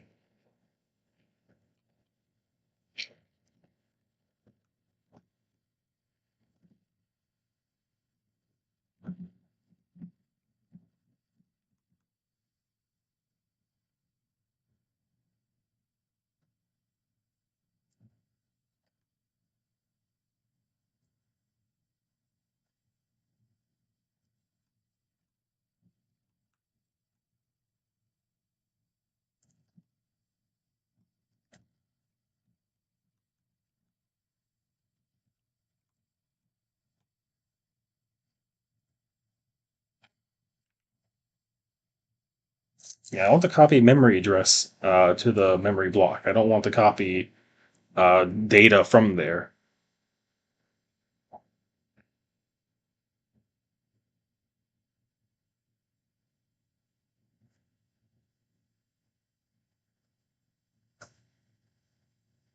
Oh yes, I see. So I was. This was always still a matter of typecasting. Instead, what I'm going to do is I'm still going to use basically this guy plus some value that is equal to something, right? I'm looking to use memset or memcopy. I don't believe. Instead, what I can do. So I'm listening to this person correctly.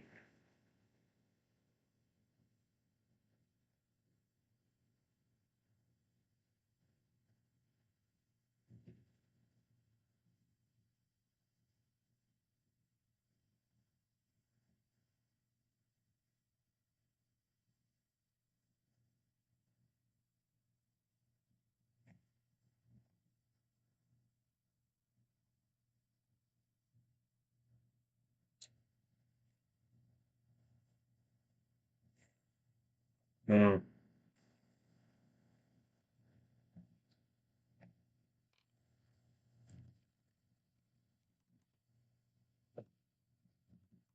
I don't know if I can write to this. Um,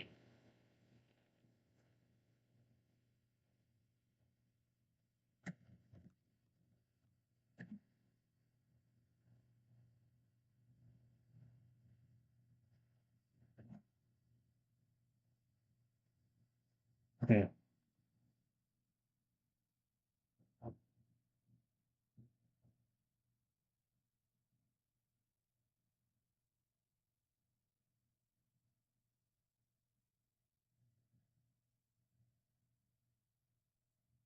Can't I just use mem? Wait, so is it actually proper to use memcopy?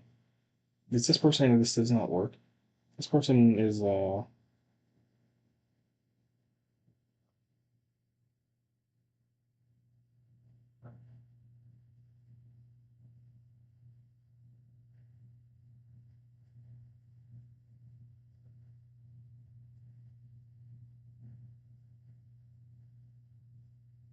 one second. Maybe I'm really overthinking this. I need to probably just draw this out. It's probably really not that hard. Okay, so what I did was argv is put on the stack somewhere, and it has a memory address, right? So,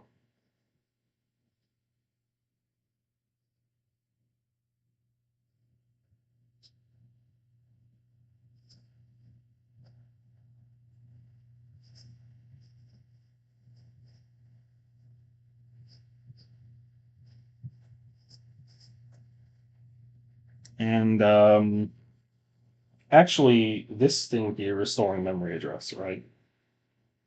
So argv2 is storing a memory address, right? And I want its value.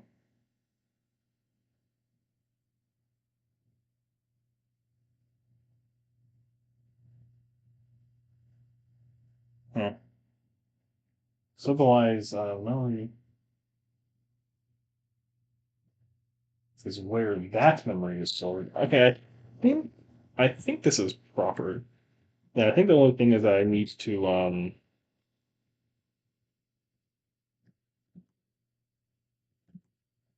need to take the memory address of current token. No, that just does not feel right. I don't think that's correct. Christ. Are there no other like mem set functions? I just want to set the memory, but I don't want to set it with a constant byte. I want to set it with this value, and this value is 8 bit. Is 8 bytes.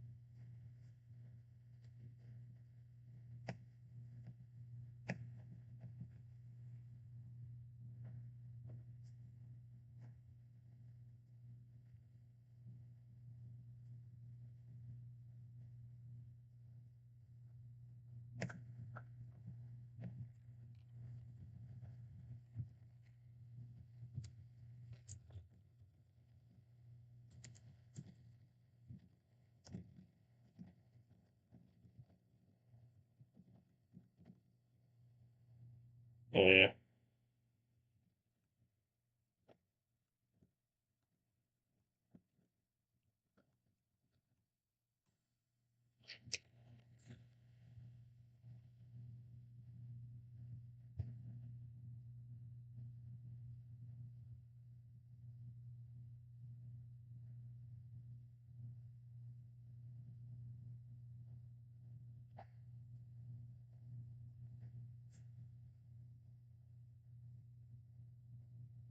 Am I really just am I losing my mind? Can I do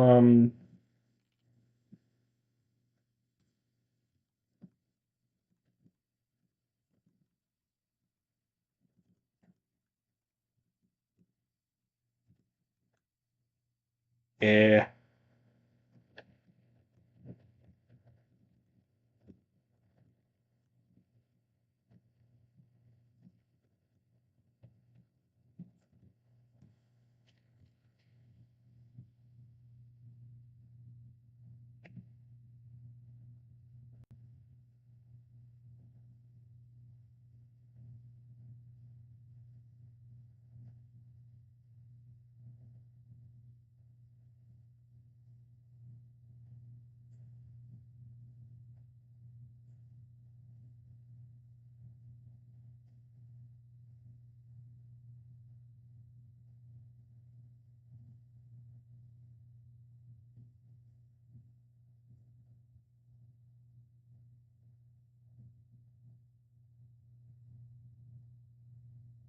Mm.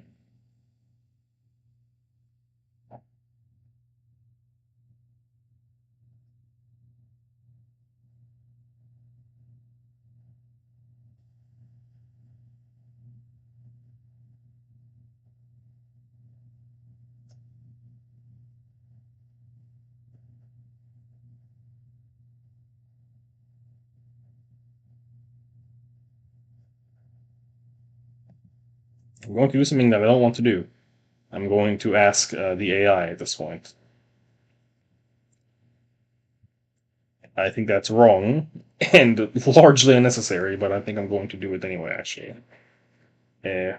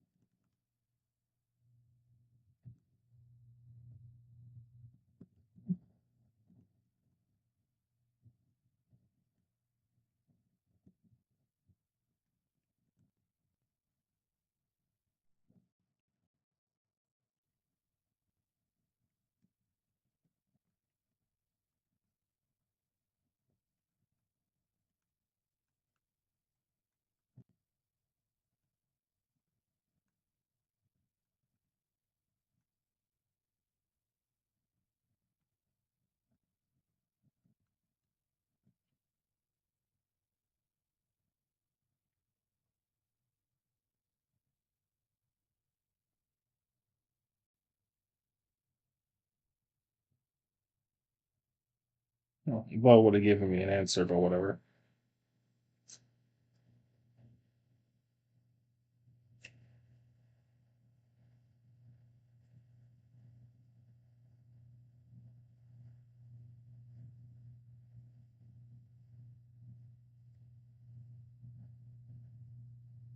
Hmm. And let's see. Uh,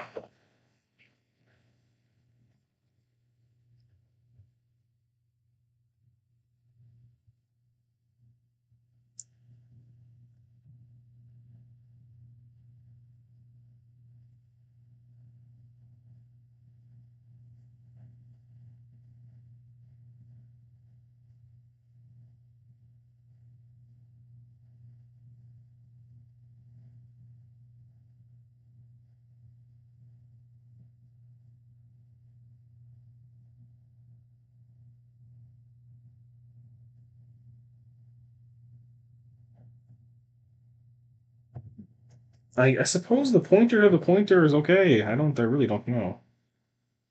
The problem is that this is getting put onto the stack. So,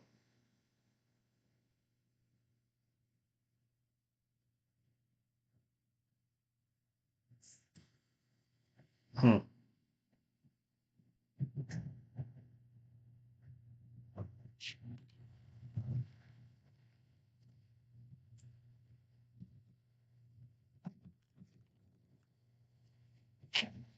So the pointer to our current token, right? This means starting at this memory address that holds um, that memory address itself should hold 8 bytes. Right. I'm going to go there and read its 8 bytes.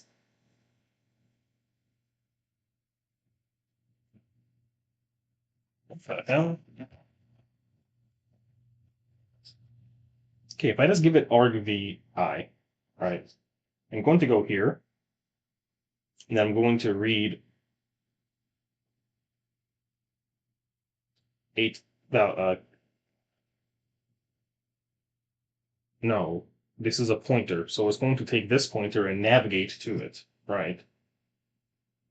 It's going to navigate this in string, right? Like, oh, Dave. All right, that's what it's going to actually grab. Now, actually, instead, if I grab this, so I'll provide the pointer,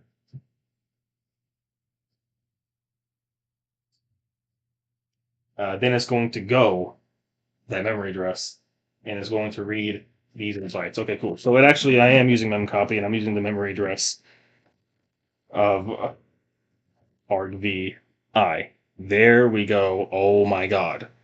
Cool. Jeez. I don't think I've ever written a statement such as that before. And at least I didn't use any AI. Jesus Christ, man. I fucking hate AI, too. I felt kind of bad, actually. But I just needed to think about it a little bit harder. I was being a bit of a dum-dum, right?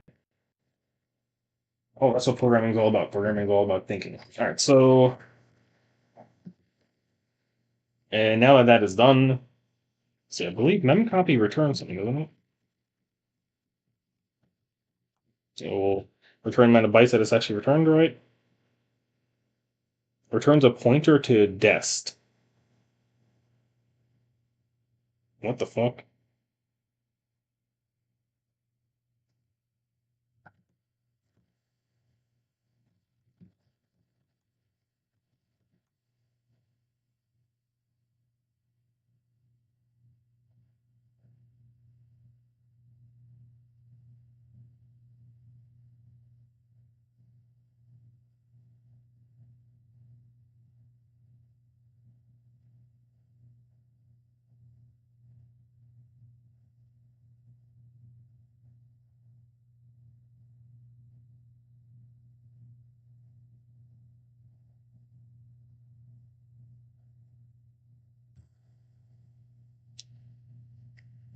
Okay, whatever.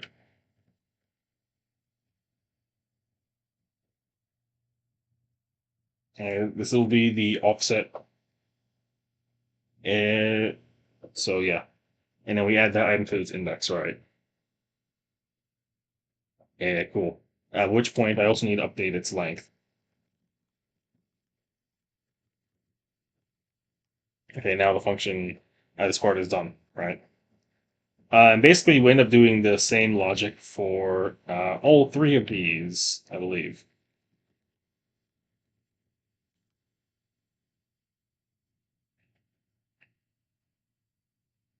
And this is also making space for a character pointer. So now we're going to write this is actually for output files, and this will be a realloc failure, right?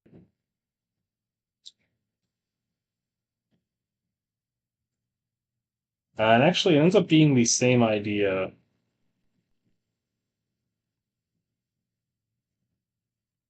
here.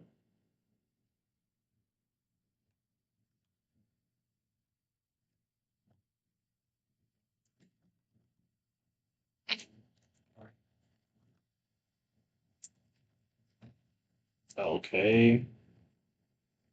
I don't know why I'm getting trolled.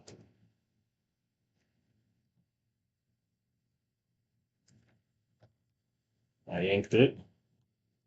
Cool. Okay, so if there more than that can be held, there's only time you can go ahead and reallocate, right?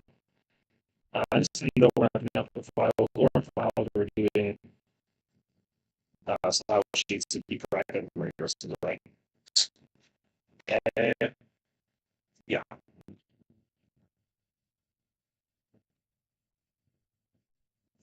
Although, since these are just holding memory addresses, right?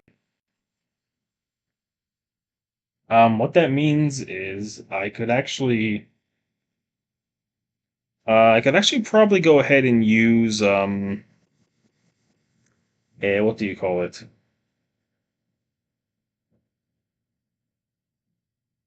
Unsigned shorts. I doubt that there will be so many arguments in argv, right? Or maybe I can use integers. Because these are just actually the indices ah. that we're going to grab from, right? We don't need to actually copy. Um,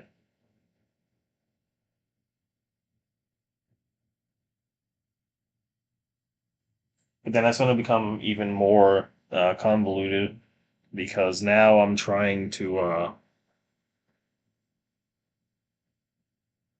set the value with like an integer literal, and we'll keep it with our already bizarre method as it is right now. I suppose I don't see why not. Um,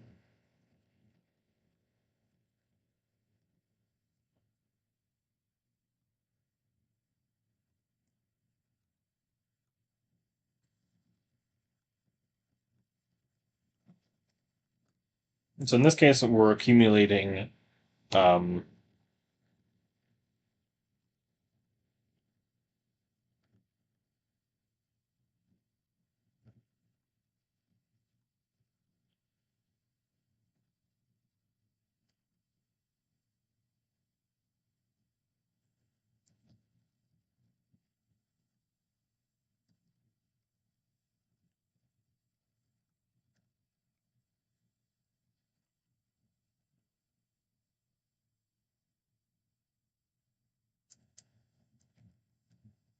okay, so actually,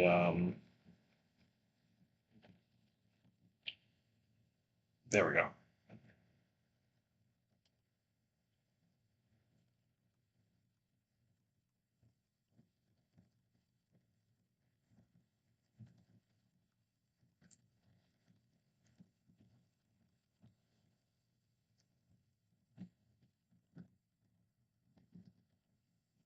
Okay, there we go. That is a crazy fucking line right there, but whatever. Okay, so now we can go here. And as I said earlier, this is actually the error state. This is a state that's bad. This is for the strange usage of arguments, like something like this, for example, um, where we did not previously declare any flag or any flag, but still we have like values that should be passed to flags, right? In this case, we're going to do inference, and the inference would be basically to check what we're dealing with here, and that will be uh, to see if the last three characters are .md, or if they're .html, the last five characters, then we know, for example, or if the last are .css, then we know this is obviously that has to belong for a what do you call it? For the style sheet parameters, right? Okay, so that's what we're going to be doing here. So yeah, go ahead and do a little bit of that, and then I'll go use the bathroom. So we're going to grab the string length. but that's required because we can't read the last three characters if the thing is not that long. Otherwise, it's going to be trying to access memory that we're not allowed to access, probably. Right? We're going to be entering something else, right? So this is going to be the string length of the current token. And as we said before, it has to at least be um, 3. Well, it needs to be even longer than that.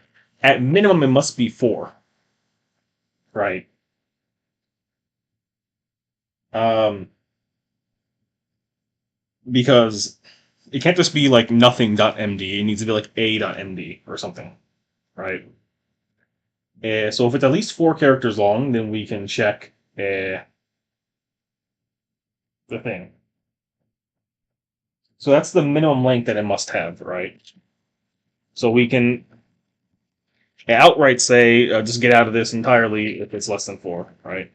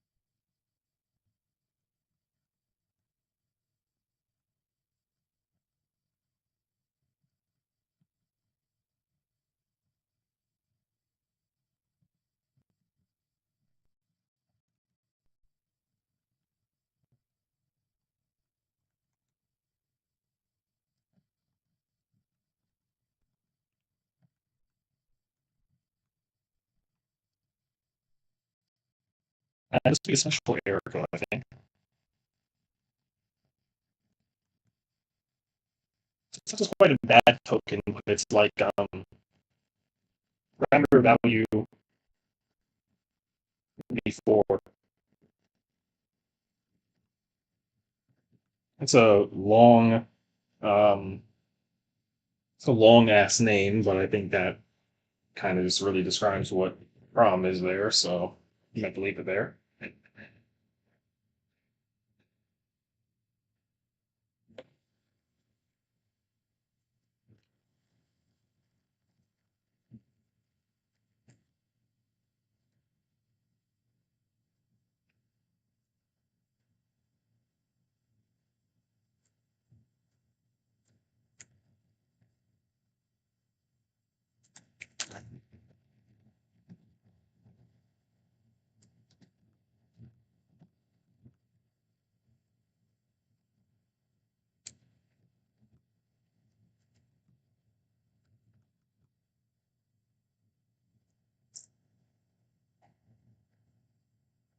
So now then, what has to happen is I need to go ahead and handle the inference, right? So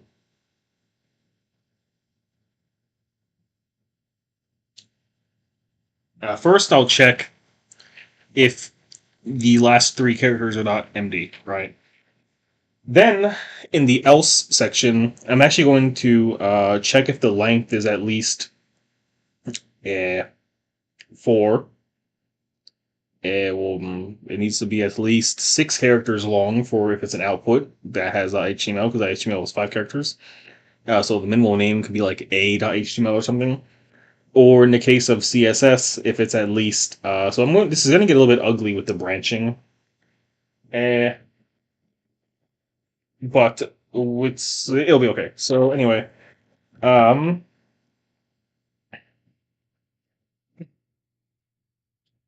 let's see. So to gain the last three characters, what I can do is I can move the pointer forward um, by its length minus three, I believe, right? So let's say, for example, I have a file that's called in.md, right? This is the initial memory address. I'll take its length minus three, right? And so its length is 5, which means I'll go to index 2, right? If I subtract from my 3. Index 2 takes me here, and in which case I can actually read .md, so I can use string comparison very easily, right? So now what I'll do is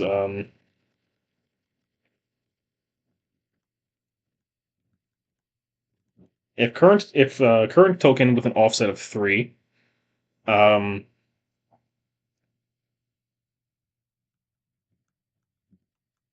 oh no, it's a current token plus its length minus 3, correct, right?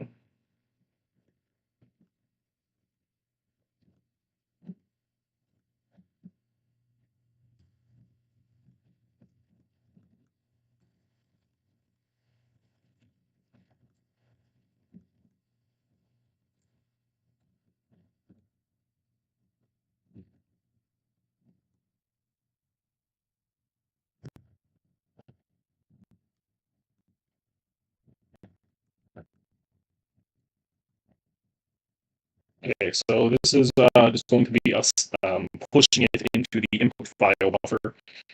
Otherwise, what we're going to do is if the length is at least 5 and not 6, right? Eh,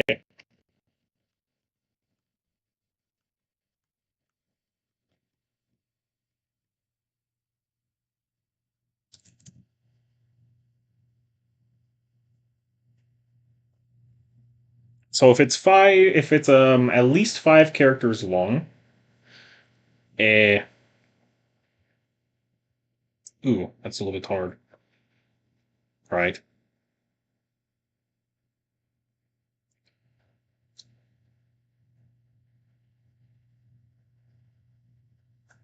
I don't need to go do this. This can actually be a little bit less hideous, right? I'll do else if the length is at least the required amount, that will be the first check, because otherwise it won't do the other check, right? And so the least current token length is greater than or equal to 5. This is the minimum required for .css because that's 4 characters long, right? So if it's at least 5 characters long, and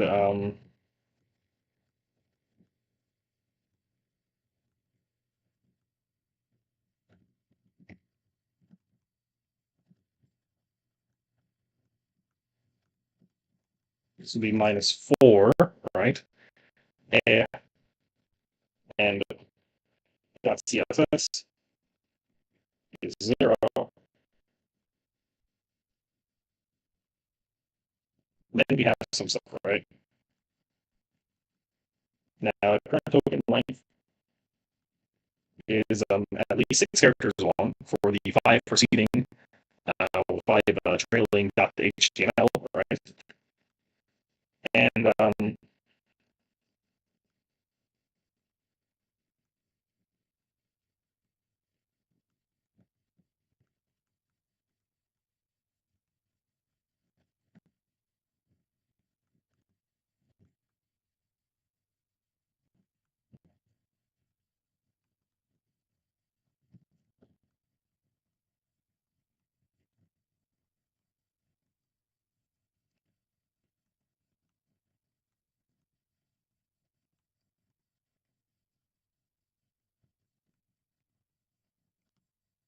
okay, cool. So now we have that inference stuff going on there, right?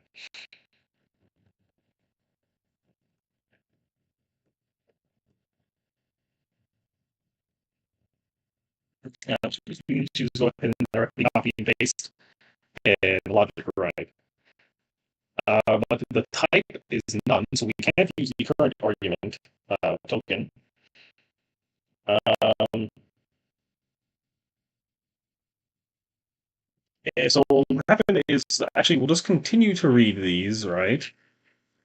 So let's see. Let's imagine now that there was actually like file 1.md, file 2.md, right? And then file 1.html,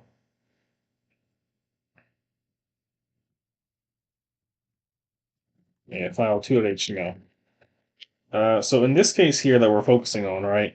What would happen is once it gets to file 1.md, um, it's going to enter that weird error state, and then it's going to check if we can find .md.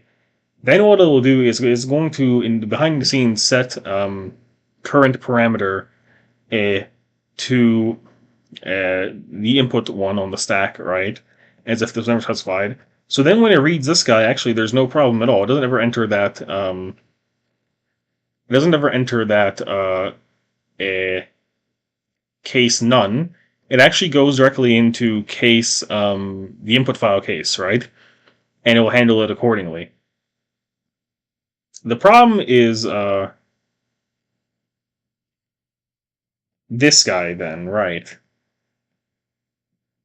Um, because what this is going to do is it's still going to think that this is an input file, but it's not, right?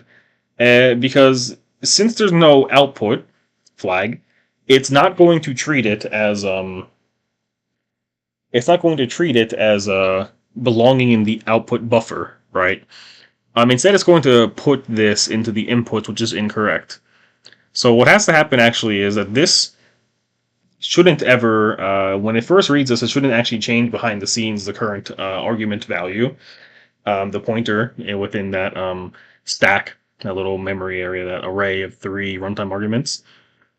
Uh, because what will happen is we'll see this, right? And we won't enter the case that does the inference logic. So actually, until we actually read a real um, flag, we must not update the current argument variable, because otherwise we will not handle subsequent tokens that are not specified what parameter they belong to but can be reasonably inferred.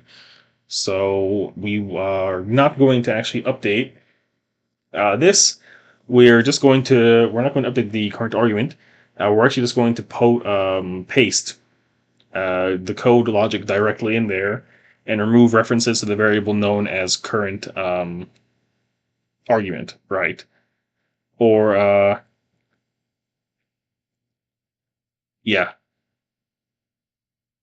Um,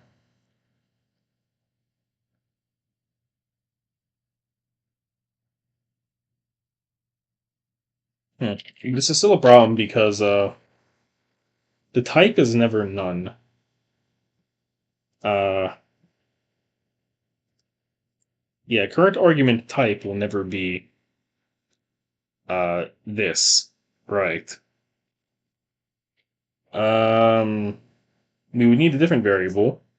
There's no point putting a current argument with none on there, right? Uh, so we need actually a variable to keep track of the current argument type, right?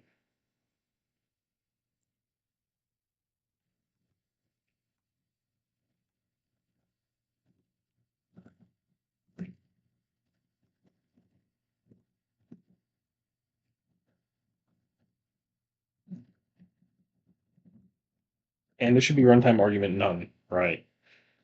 So now what we do is we will specify. Yeah. So now what we're going to do is we're going to switch according to current argument type. Initially, if we are going by this case, it should be none because it's set to none before the loop starts, right? Otherwise, when it reads this, it would go into the branch and get updated appropriately, right? So that is momentarily fixed.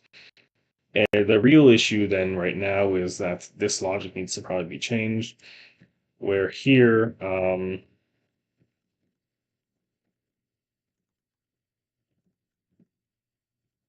And it seems a little bit redundant, but just I think it's cool.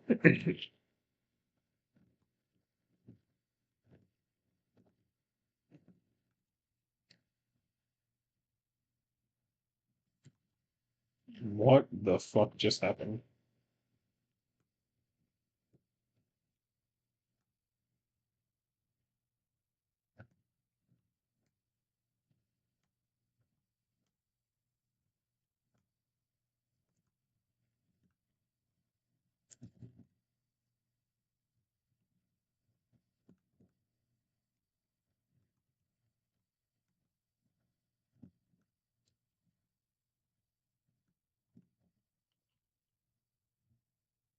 This shouldn't say anything, and this shouldn't say anything either, right? These are all just gonna have us be jumping out, right?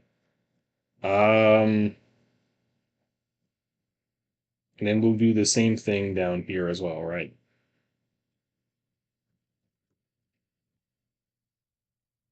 Actually, so I'll go ahead and just do this on 3 lines, right?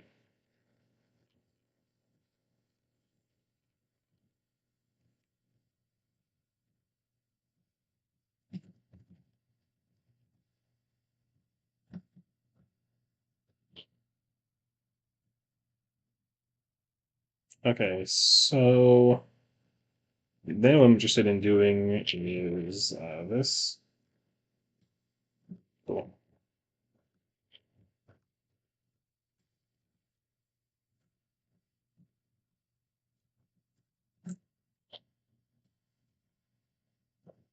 Okay, so now I can just indent this guy. Can delete this guy and paste him here.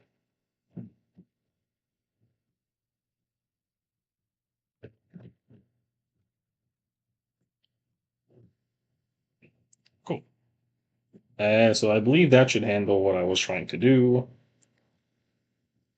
and I like that. Right. Okay, so now current argument type should always be um, up to date, which means it's reliable for us to be switching on. And it also allows for, even though it's not in that array, um, none of the runtime argument structs in the array should ever hold this type. Um, we can still refer to this type, right? Which allows for entering into this case with case none, right? Where I can go ahead and set the memory for the input buffer, right? Okay, so now what I'll do is I'm just going to copy once again the logic, and actually it was above me, so let's go up 50 lines, let's go up another 50 lines, right? And the logic is actually all the same, so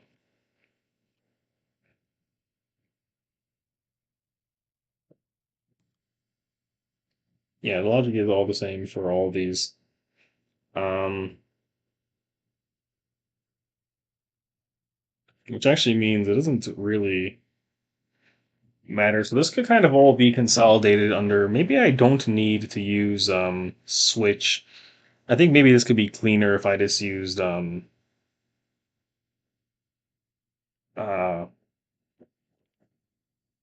if, or the if is checking if it's any of those three, and there would be less lines of code. I think that would probably be better. It was different when I thought that maybe these would have different logic, but they really don't. So let's see.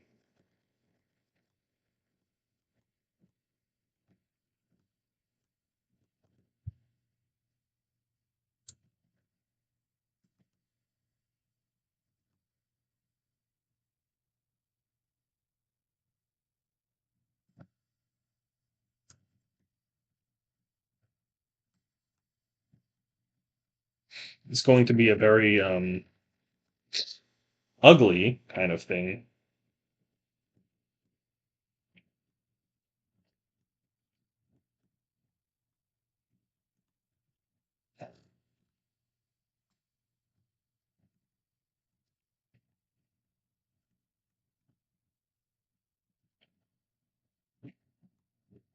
but it's probably definitely not as ugly as what I was. doing a moment ago.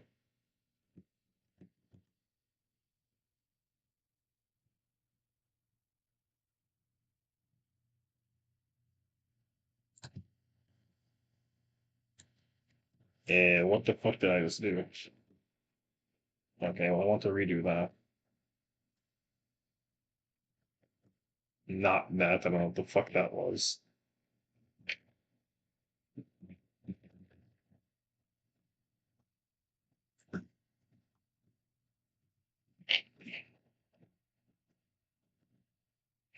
I don't know why it's fucking doing what it's doing.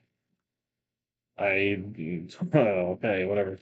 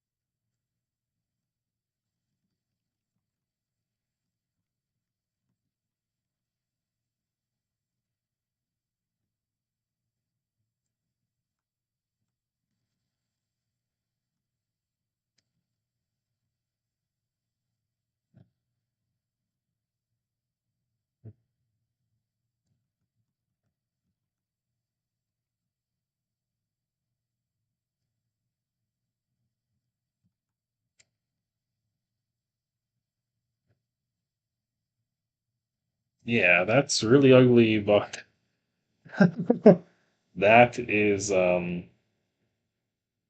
what I'm going with. I don't know how else to really format that out of this being this big fucking condition. Like, I guess maybe, yeah, I mean, that's fucking gross. Yeah, I mean, I think that's just fucking crazy. Uh,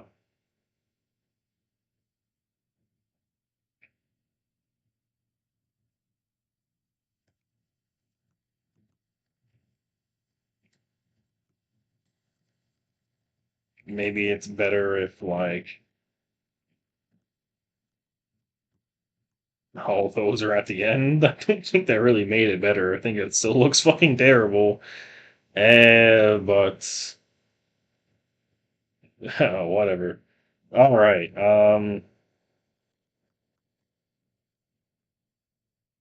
Okay. Shit. Whatever. So then what we got here is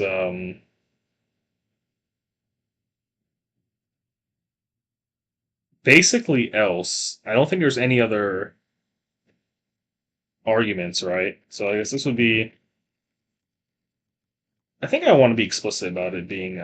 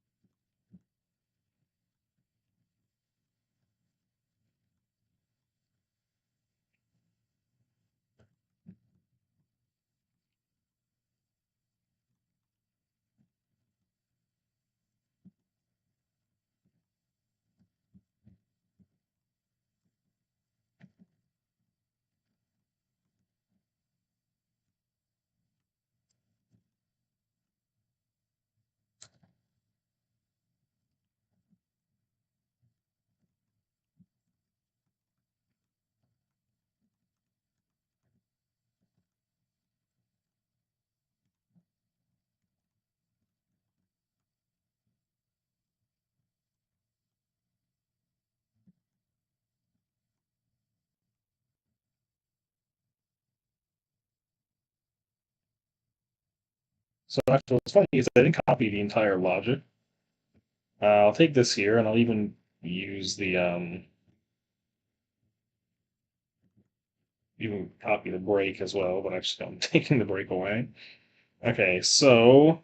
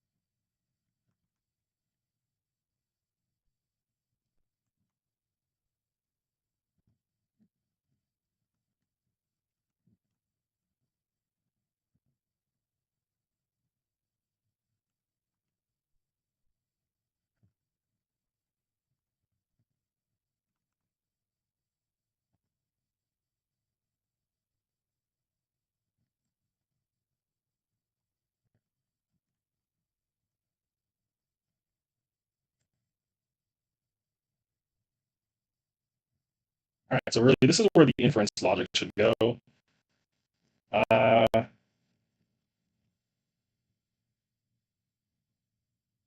Probably gonna break these up with a little bit of spaces. I think they need a little bit extra space, man. All right, so now I know that none of these really matter because these are all the exact same logic. So these can be deleted right here.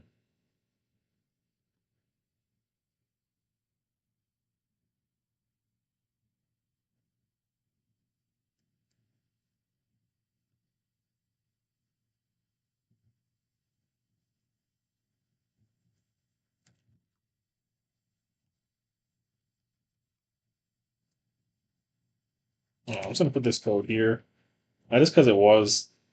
Uh, I guess really this is an impossible state. Uh, Actually, I mean this old part was probably a little bit more descriptive. It's just a code that now the code should be impossible, but I think that's not as informative. Just saying, oh, it's impossible. I think it's more informative that somehow you got this code value. It should be impossible, but yeah. So I think that's what I want to do instead.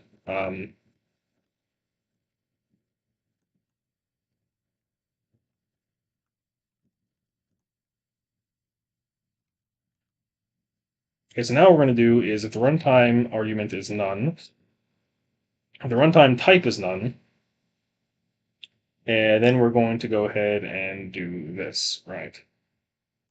This inference logic I was talking about earlier.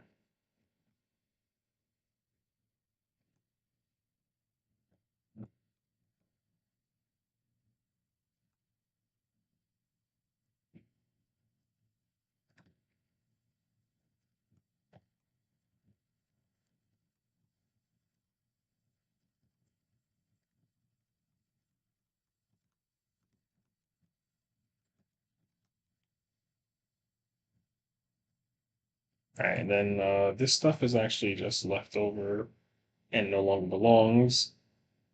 And I have no idea where this bracket goes to. I don't think it goes to here.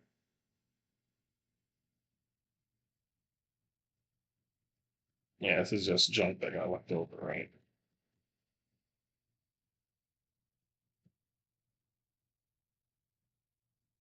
And this is case 0. So all this stuff is under the case 0, right? Um,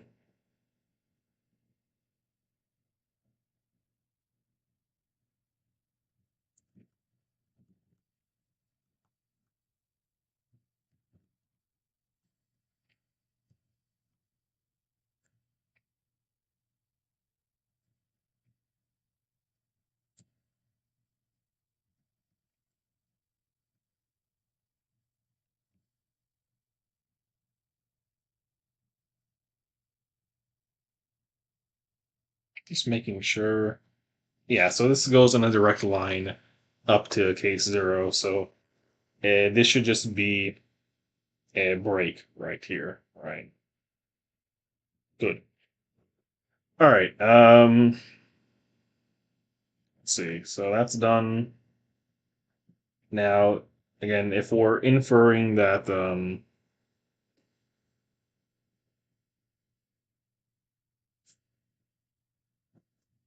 this is happening, it can actually go ahead and use the same logic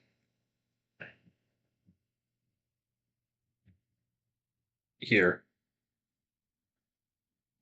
So I guess actually what we can do then is no, that's too much to handle in one case. We can't directly just go ahead and use this. Um,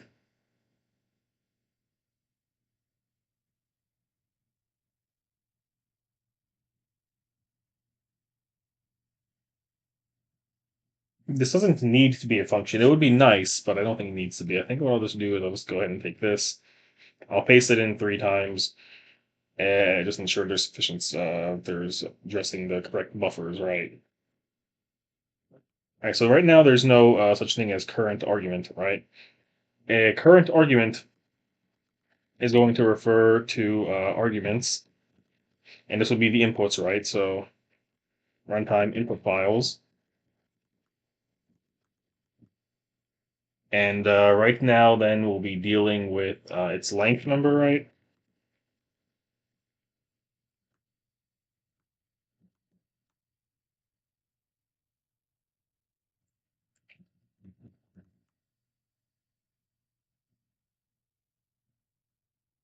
Well, actually, I think we're allowed the flexibility still because we're not dependent on current argument type. Actually, what's funny is they could be misaligned, or I think it's allowed to be possible, or current argument is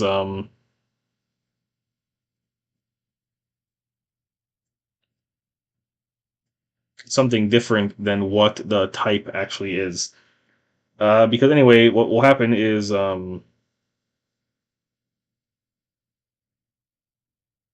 yeah. So let's see. Here it gets internally set, but we're not dependent on it for checking the type anymore. So type still remains. Uh,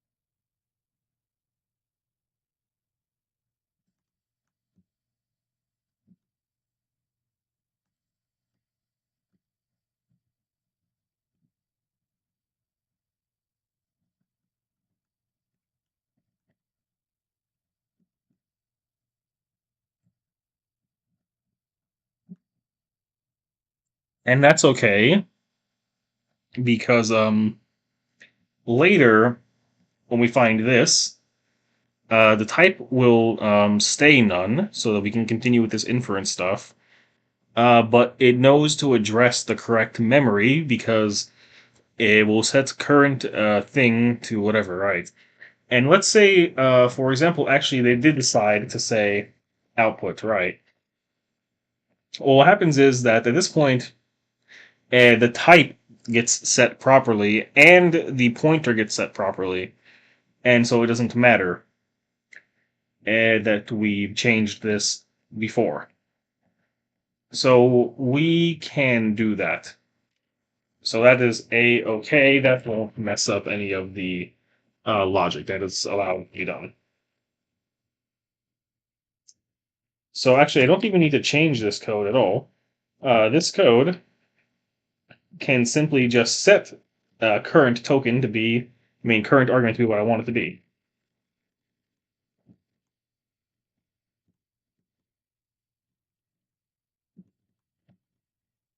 Cool. So the one thing that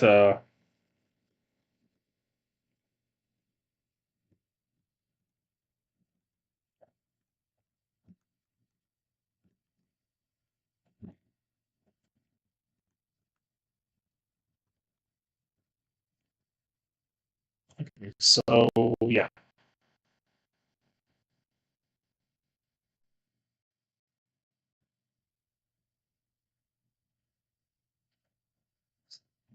But somewhere that yeah. So once again, I forgot to I didn't do my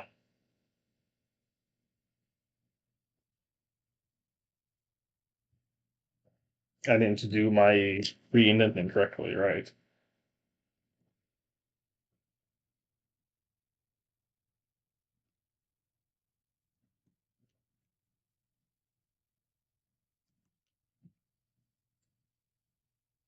All right, this is for the inference, right? Yeah, this can just be deleted, right?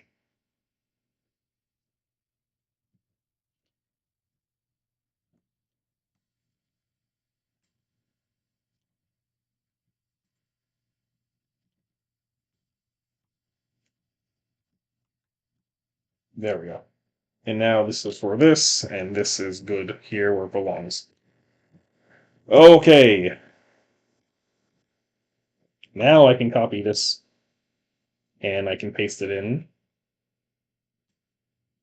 Let's once again make sure the indentation is appropriate. It is. Okay, so now what this needs to point to instead of input files would be, since this is for CSS, this is going to, what the fucking hell? And sure.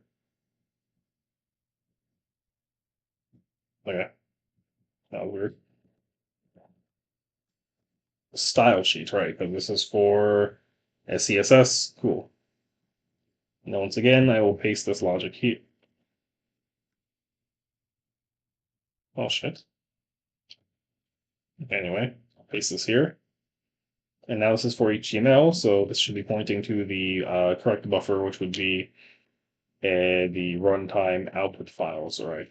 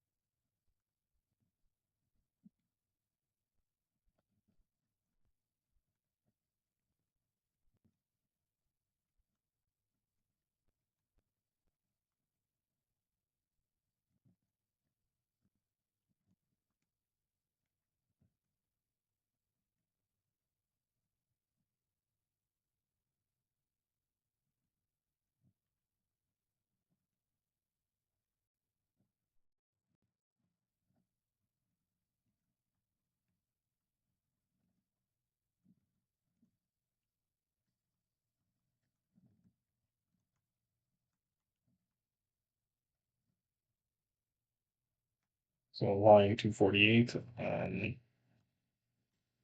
Yeah, I guess I can just go ahead and pass this guy.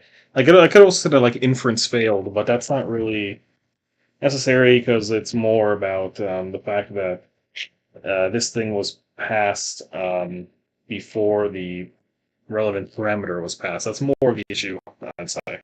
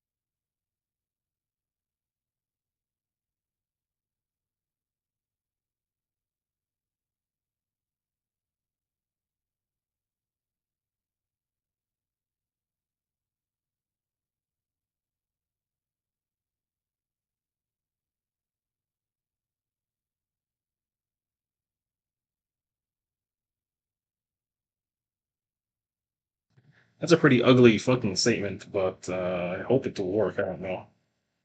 Anyway, it's just to be typecasting the whole thing as a bunch of as a pointer, a bunch of getting very tired. Be a pointer to a bunch of character pointers, right? Um,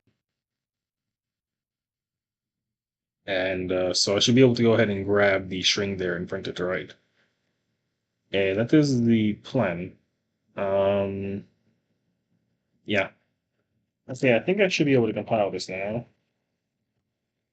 Okay, I have a lot of errors. I'll start with this easiest one right here, which is line 401.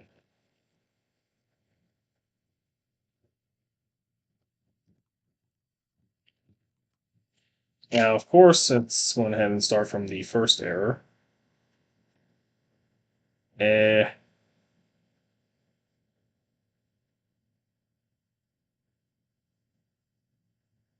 so there's something going on in line 72 that I probably just missed. Let's see what's going on here. Yeah, so this doesn't make any sense. I don't know why this is here. Let's get rid of that.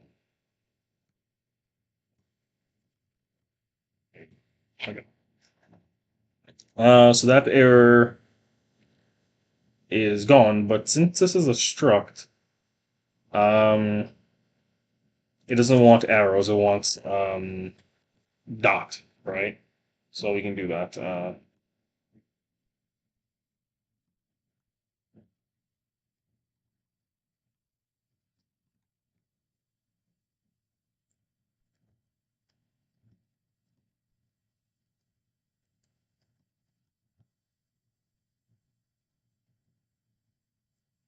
Okay, so I guess what I can just do is anywhere in here that I see the pointer notation, I can just replace it, right?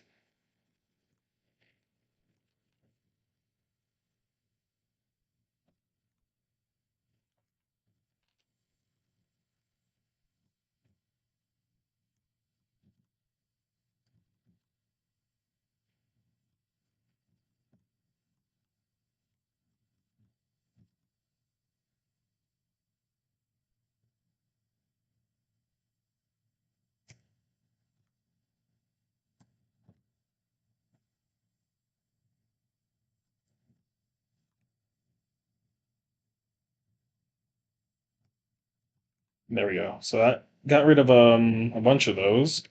And a couple of so I think there should be okay, cool. So actually, it looks like the vast majority of my errors, the compile at least like that the compiler picks up because I could have some runtime logic problems as well. Yeah, the vast majority of them just had to do with this usage of the pointer operator instead of the dot. And this is just formatting problems. So here, okay, so here actually I didn't go ahead and give it the matching thing. So let's go to line 250. What the hell? Let's go to line 254. Yeah, so I didn't give the type. Let's see, the type would be current argument type, I believe, right?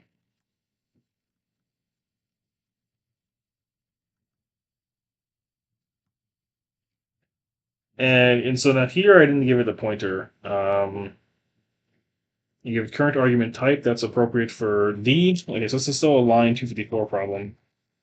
I think I wanted to give this guy uh, current token, right? Now, apparently there's also an error on line 319. And what's wrong with 319 is that I gave it a string format specifier, but I never gave it a string, right? So in that case, there's an issue with current token. Okay, now build this properly. Okay, so now I want to do slash. So if I do ls, yeah, slash scribe. So I should be able to put file one at ND.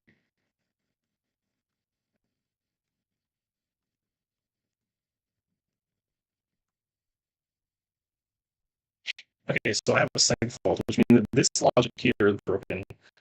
But maybe I can do um,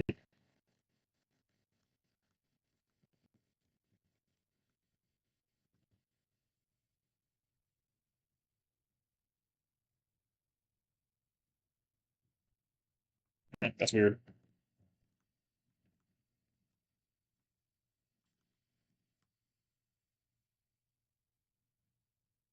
I didn't give it slash H.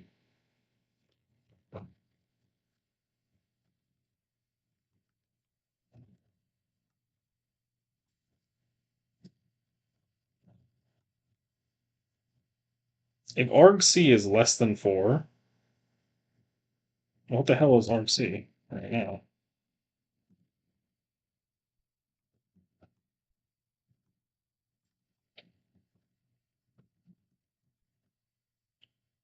I don't know why it's going straight to printing the usage instructions.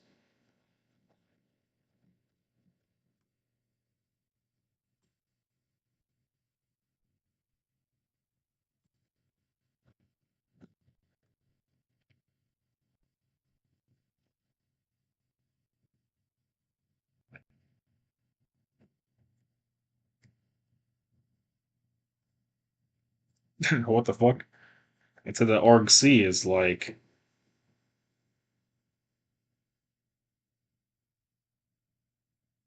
oh, isn't it like, isn't it supposed to be in this order? No. Okay, cool. Okay, so I forgot that int argc has to come first, and then the that thing, not the other way around, right? That's why I got this, and that's probably why I got segmentation fault as well, right? Okay, so let's say I give it two input files. Okay, it grabs those as expected, and if I give it two output files, it grabs those as expected. Let's see. I do dash s and I say main.css, right? And then other. Okay, so grabbing all the it's grabbing all the stuff, and the runtime organ is indeed using an integer, so that's cool. So I think the alignment should be proper there. Now then, let's go ahead and say I'm just using the long form.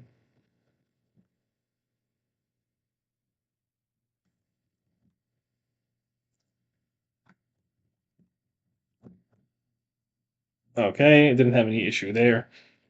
So then, now let's say I'm actually just going to go ahead and remove that, and it still thinks I'm dealing with CSS there, right? That's a bit of a problem. It correctly got overridden there, and then for some reason the hyphen hyphen output didn't override it, right? So there's an issue with properly setting the type thing. But let's say that the type thing's ever getting set. Okay, so there's an issue with the inference here, right? Uh,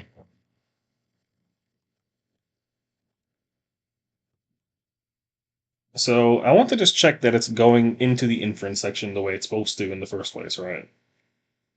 Um, so I'm just gonna put some debug stuff, and then I'll just remove it later, right? So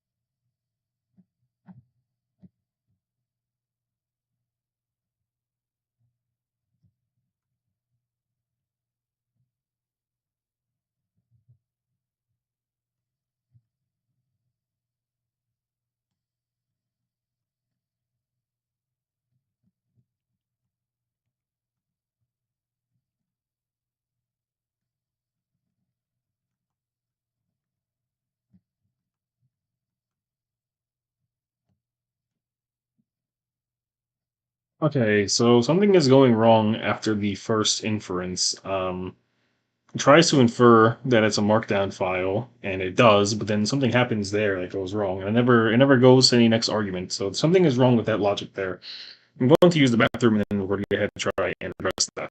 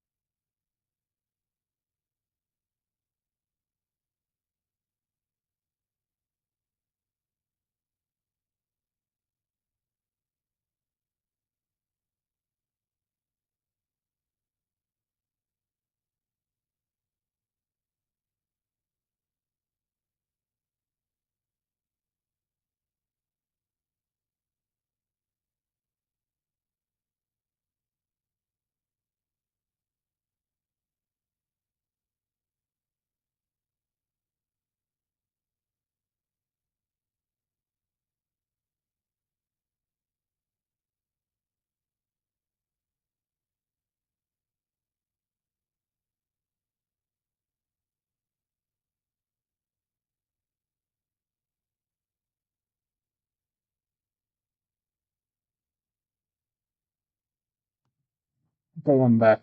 Let's see what the deal is. Right. So inside of that branch, something is going wrong. Right.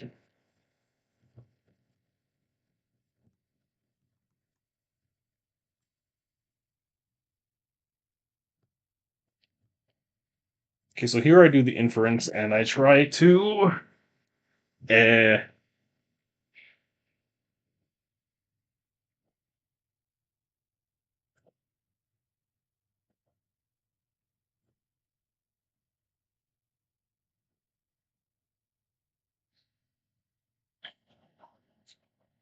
um, so I don't get it.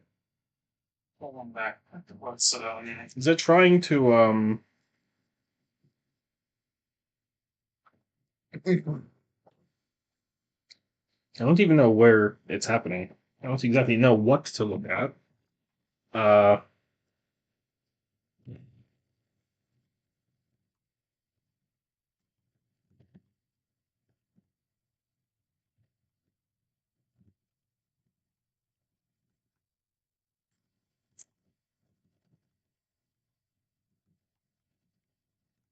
is it failing there? Maybe is that the bad instruction? So that instruction is not erroneous. Maybe it's something that's wrong with memset.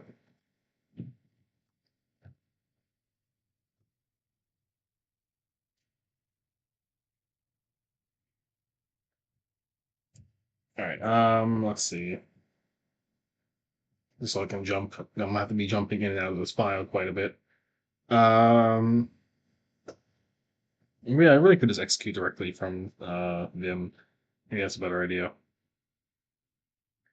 Anyway, this is inference, and it's such the argument just fine. So we're getting past there, and I guess that we're seeing that its length is bigger than its capacity, which shouldn't really be true.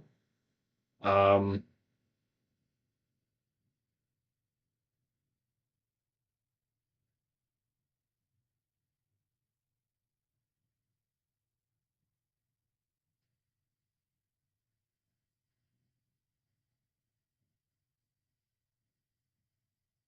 oh. Okay, so oh no, I'm going to capacity. No, so that's not it. Capacity is a value. Eh,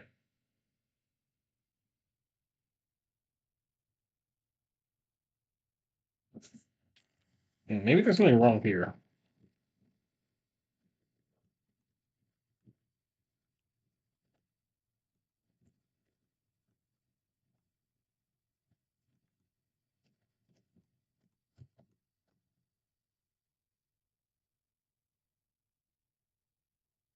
This is line 182. What did I set this member as?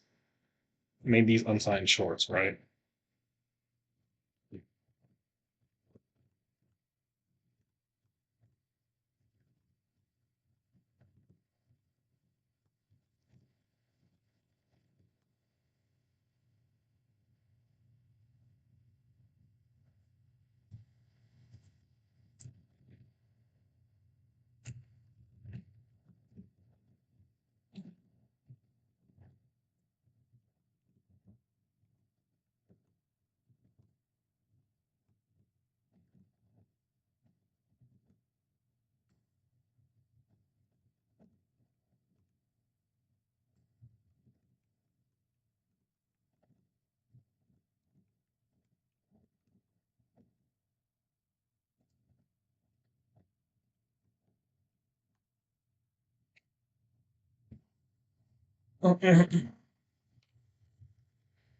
Okay, no. So I do need to. I need to get out of here. Let's see. I believe pretty. I'd like this to be more like this, right?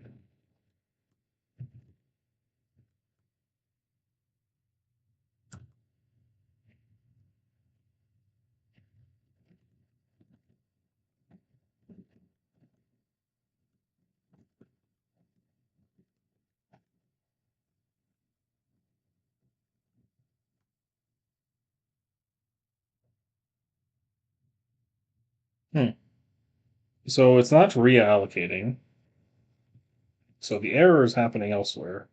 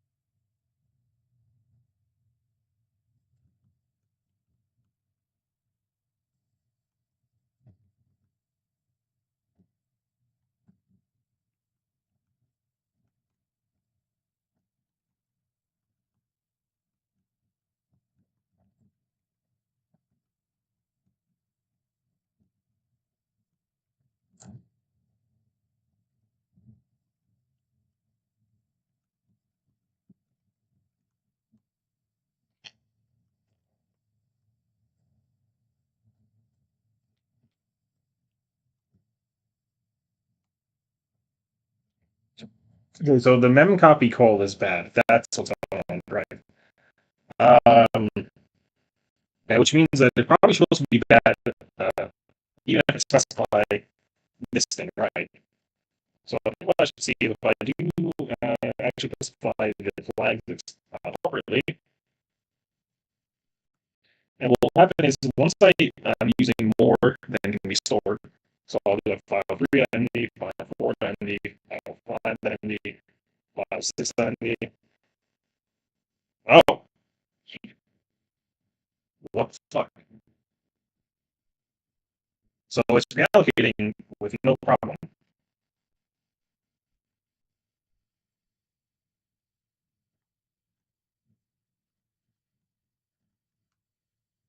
Okay, so nothing is wrong with the way I'm calling copy, as far as I know. Eh, so something else must be going wrong because memcopy is definitely required here, and it's not an issue when it's getting called with current flag being known, right? Because otherwise, what it does.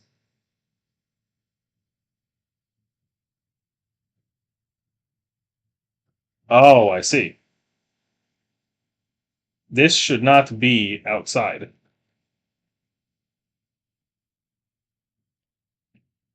Well, that's not exactly much of anything, but I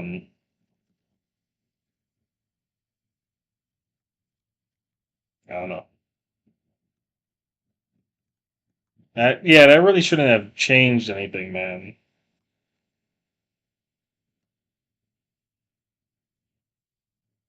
Okay, so that's all I needed to fix the memcopy problem there, and then it goes into the other one. So I think that was it. I think that was just yeah, because I'm setting it to void otherwise. Because real because yeah, unless it's getting cold, so it's this is getting cold for sure. So it's not entirely conditional.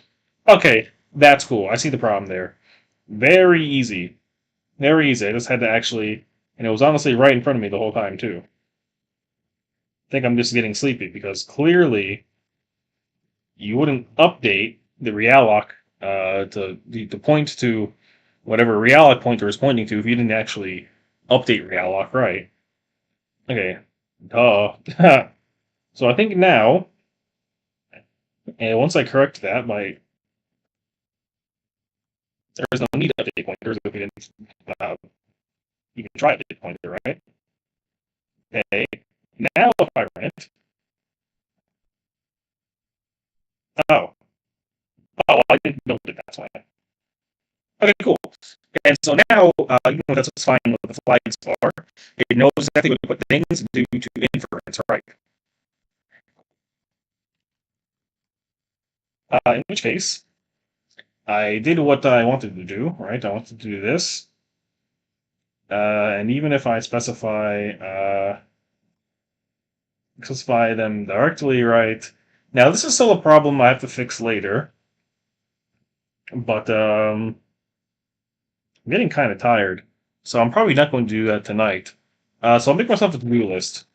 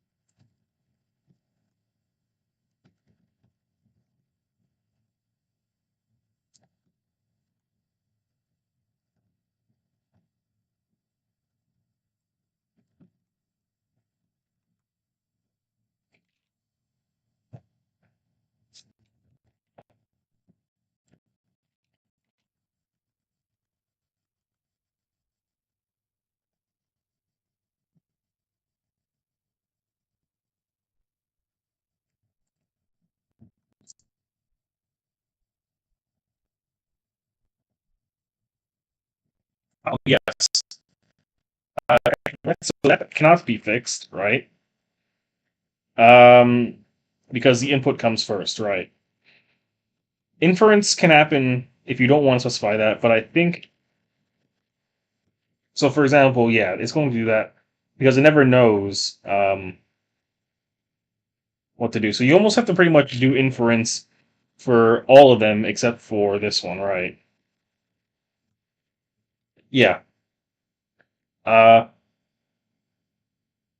and I don't think there's any possible way to know what you want unless I have to do inference even while we're reading input files. But it's really just stupid. I think that's just dumb at that point. Like, why did you write input? You didn't. I don't know. I guess you could say I'm bullying somebody about how they want to use this. So I think at that point, I'm being a little bit ridiculous. And now I have to inference inside the code where it should be that we explicitly specify what we'll be reading. So actually, to call that done, pretty big to do. I think that's finished. All right. So then tomorrow, if I start streaming tomorrow, whenever I start streaming next, and we can actually start working on, well, actually reading Markdown, right? And I think what I'd like to do actually is I would like to make this multi-threaded. So I think I'm going to encompass the entire logic for handling reading a Markdown file in a function so it can be passed to a thread. And then at most 5 threads can be deployed for files, right? And then it will just alternate between the threads. It will just alternate between the threads after that, right?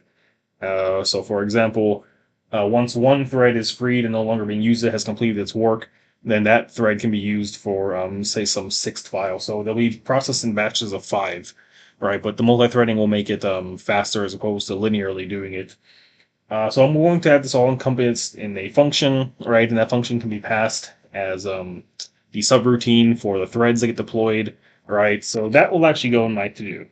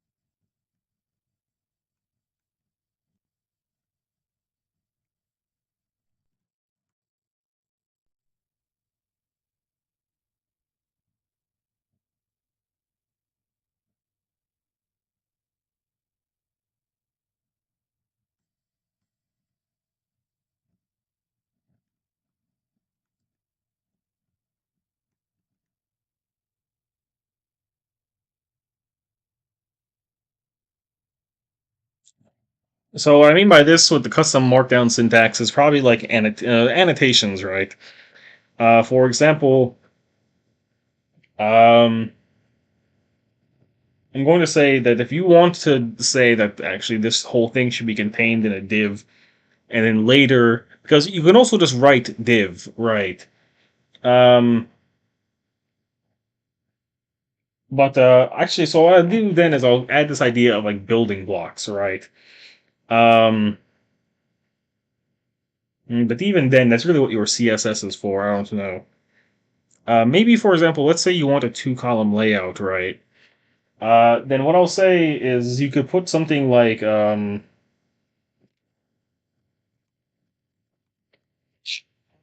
pipes at the start, right? And 2 pipes me is basically like the opener for 2-column layout, right? 3 pipes would be the opener for 4-column layout, right? And then if your line starts with hyphen hyphen hyphen, then that would be similar for rows, right? So because we already checked for hyphens, right? When we're doing lists, but I think that would be cool. So what you could do then is I think it'd be cool. You know, that's the thing that I think is cool for Markdown. Although then it's a matter of determining where one row begins and one row ends, right? So maybe something like this for the start of 3 rows, right? Of course, the next time it reads this, it knows that the 3 rows is ended, right? Um, so then how do we say that we're doing a row, right? We could say that we're doing a row by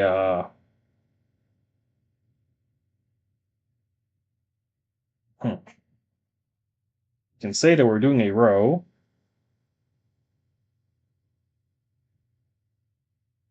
Well, the idea of the row is that rows go across. So I put this horizontal thing, right? Um,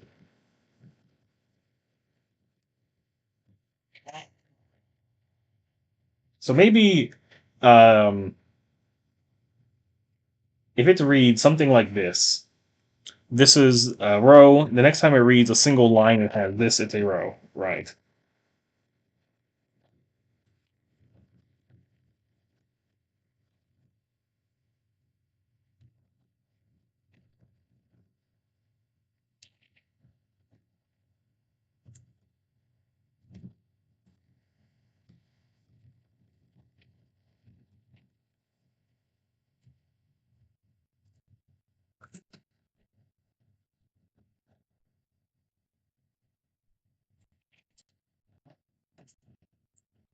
I know it's not the greatest, but it's definitely I think that's definitely faster than writing, for example, a div. A, you'd have to make a bunch of divs, wouldn't you? I'm not much of an HTML guy, but I know you'd have to do something for like.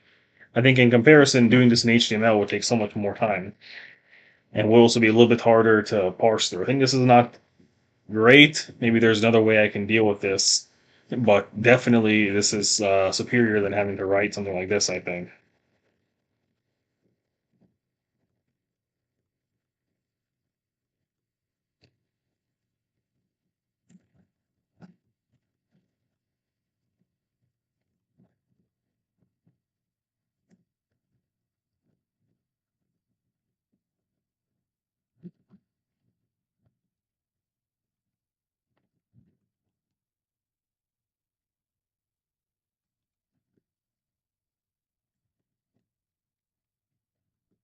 Yeah, I think like I definitely think that just kind of doing the markdown thing is a little bit less jarring there, and just definitely less typing, just less annoying, I think. So I think I'm going to go ahead and pursue that after all, right? Uh,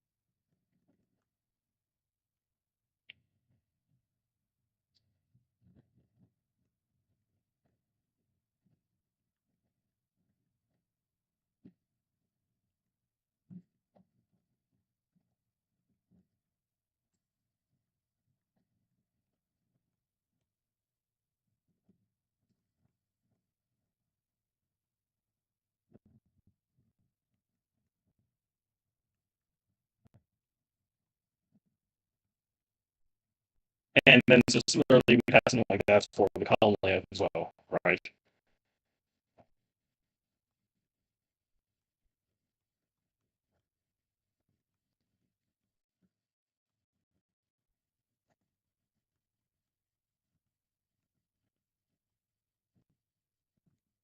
And let me be wrong, this is kind of weird because going in columns is the way columns are supposed to be. But I think this is a little bit better. And then, for example, doing the whole HTML method of handling that, I'd say at least, right? Uh, so that's an idea. Now, another thing you could always do if you really wanted columns is you could just make a table. But let's say, for example, you want that all without table borders, right? Because, of course, there's also going to be table handling logic. And a lot of this I'm just taking from my favorite note taking app, which is Joplin, right? For how I want it to be done. And of course, another thing I want to be done is for admonitions, which is basically just going to start with three exclamation marks, followed by a space, and then followed by the type of admonition. And then so the next time that we read um, three exclamation marks, it means it's the end of the admonition, right? Now, another thing that I like to use often is def list, right? But I don't think there's any like standard Markdown way of doing def list. In my previous Markdown Transpiler, that C light thing I was talking about, it was just they couldn't be indented, and it had to be just a single underscore followed by some other character, which I don't think was good, right? Um, I think a better way that that could be done maybe is if you read maybe I think something like this, right?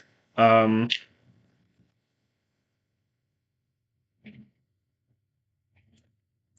They'll keep reading things until it reads the colon, and then it will go ahead and define that, right?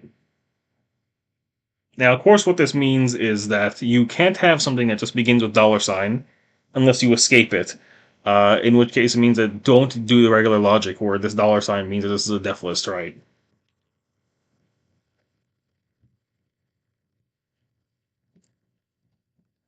I'm just trying to add my own stuff. Not because like I want to be that guy. Oh, this is how it should be done, but I see that there is no way in Markdown to just do def list, right? You have to do it in HTML. But the point of Markdown is obviously to not do HTML because writing HTML sometimes sucks, right? And it's not fast. Now this is not exactly super fast, but because you know, it's slightly awkward. But I think that makes sense because it's like I don't know the value of right dollar sign. So in PowerShell and in Bash, if you want the value of something, then we use that, right? I know Markdown is not only used by programmers, but to me, I think that makes sense because obviously I need to demarcate that this symbol is something special, right? I think the way to do it is dollar sign. That's what I'm going to pursue. Uh,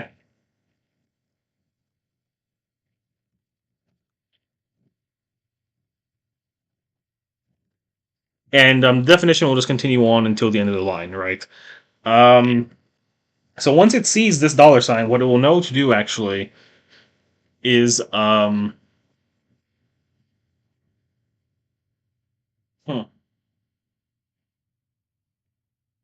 well, I don't know.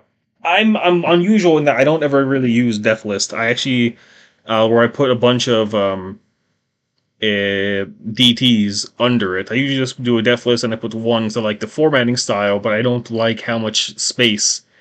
But I guess that could also be handled with a break. So let's see.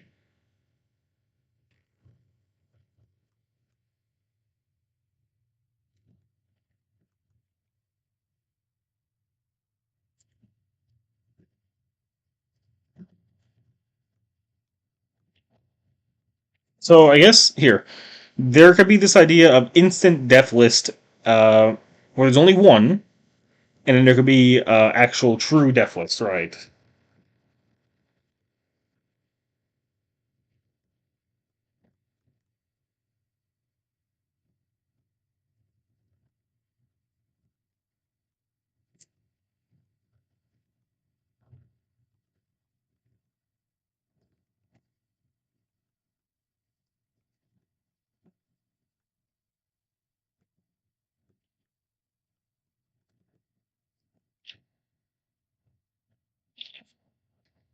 And so the difference here would be that each line is treated as a the DT, as the DT, and the colon marks the end of the DT, and everything afterwards until the next new line is what is how it will deal with the definition, right?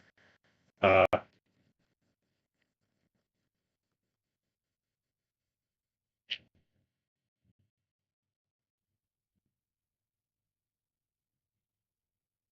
but that's not quite how it's dealt with in Joplin. Uh, I think Joplin has a solution for this. Joplin has def list, I believe. Uh, he said there's a colon underneath the word, right? I would like it to be like Joplin because many of my notes are already written in Joplin, so I don't want it to have an issue with like compatibility. And so maybe I won't use this def list idea. Maybe instead, because I think, for example, in Joplin, the way it's handled is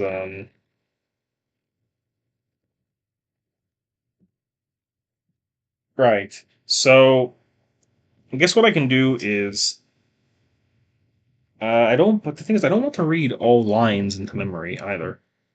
Uh hmm, let's see.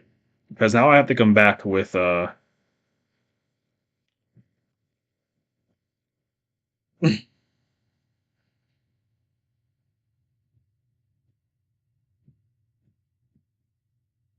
maybe I'll do look ahead, but I'll only do look ahead to look at the next line as well. That way I can see if the next line starts with a colon, right? And this way I don't have to hold all that in memory. I don't have to ever hold two lines in memory at a time, right? Um,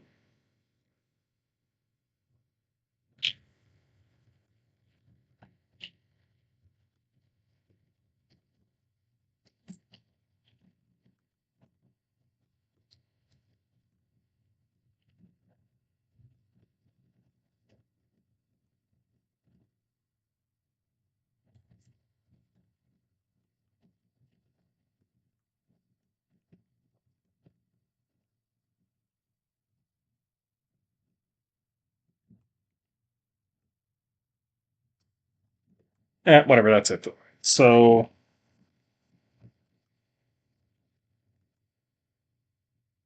right.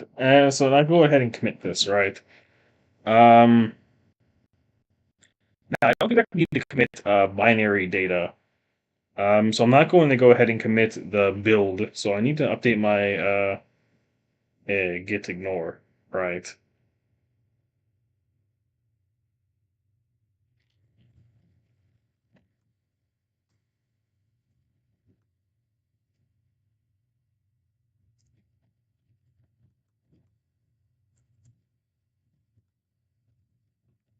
Yeah, it's not git ignore is the file I want, right?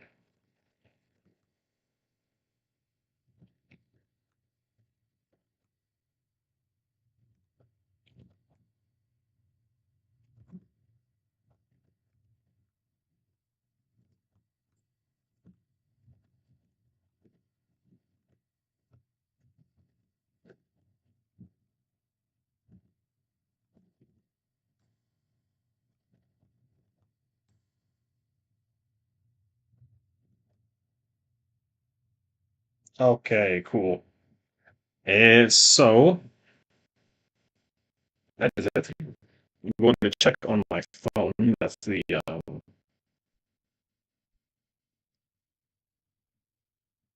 push has been pushed properly.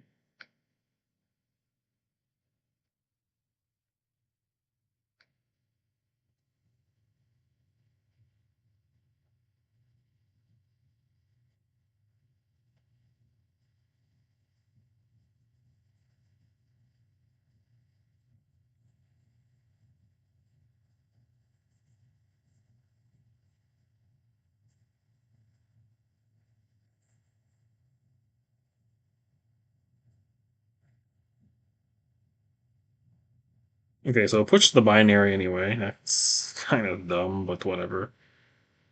Um,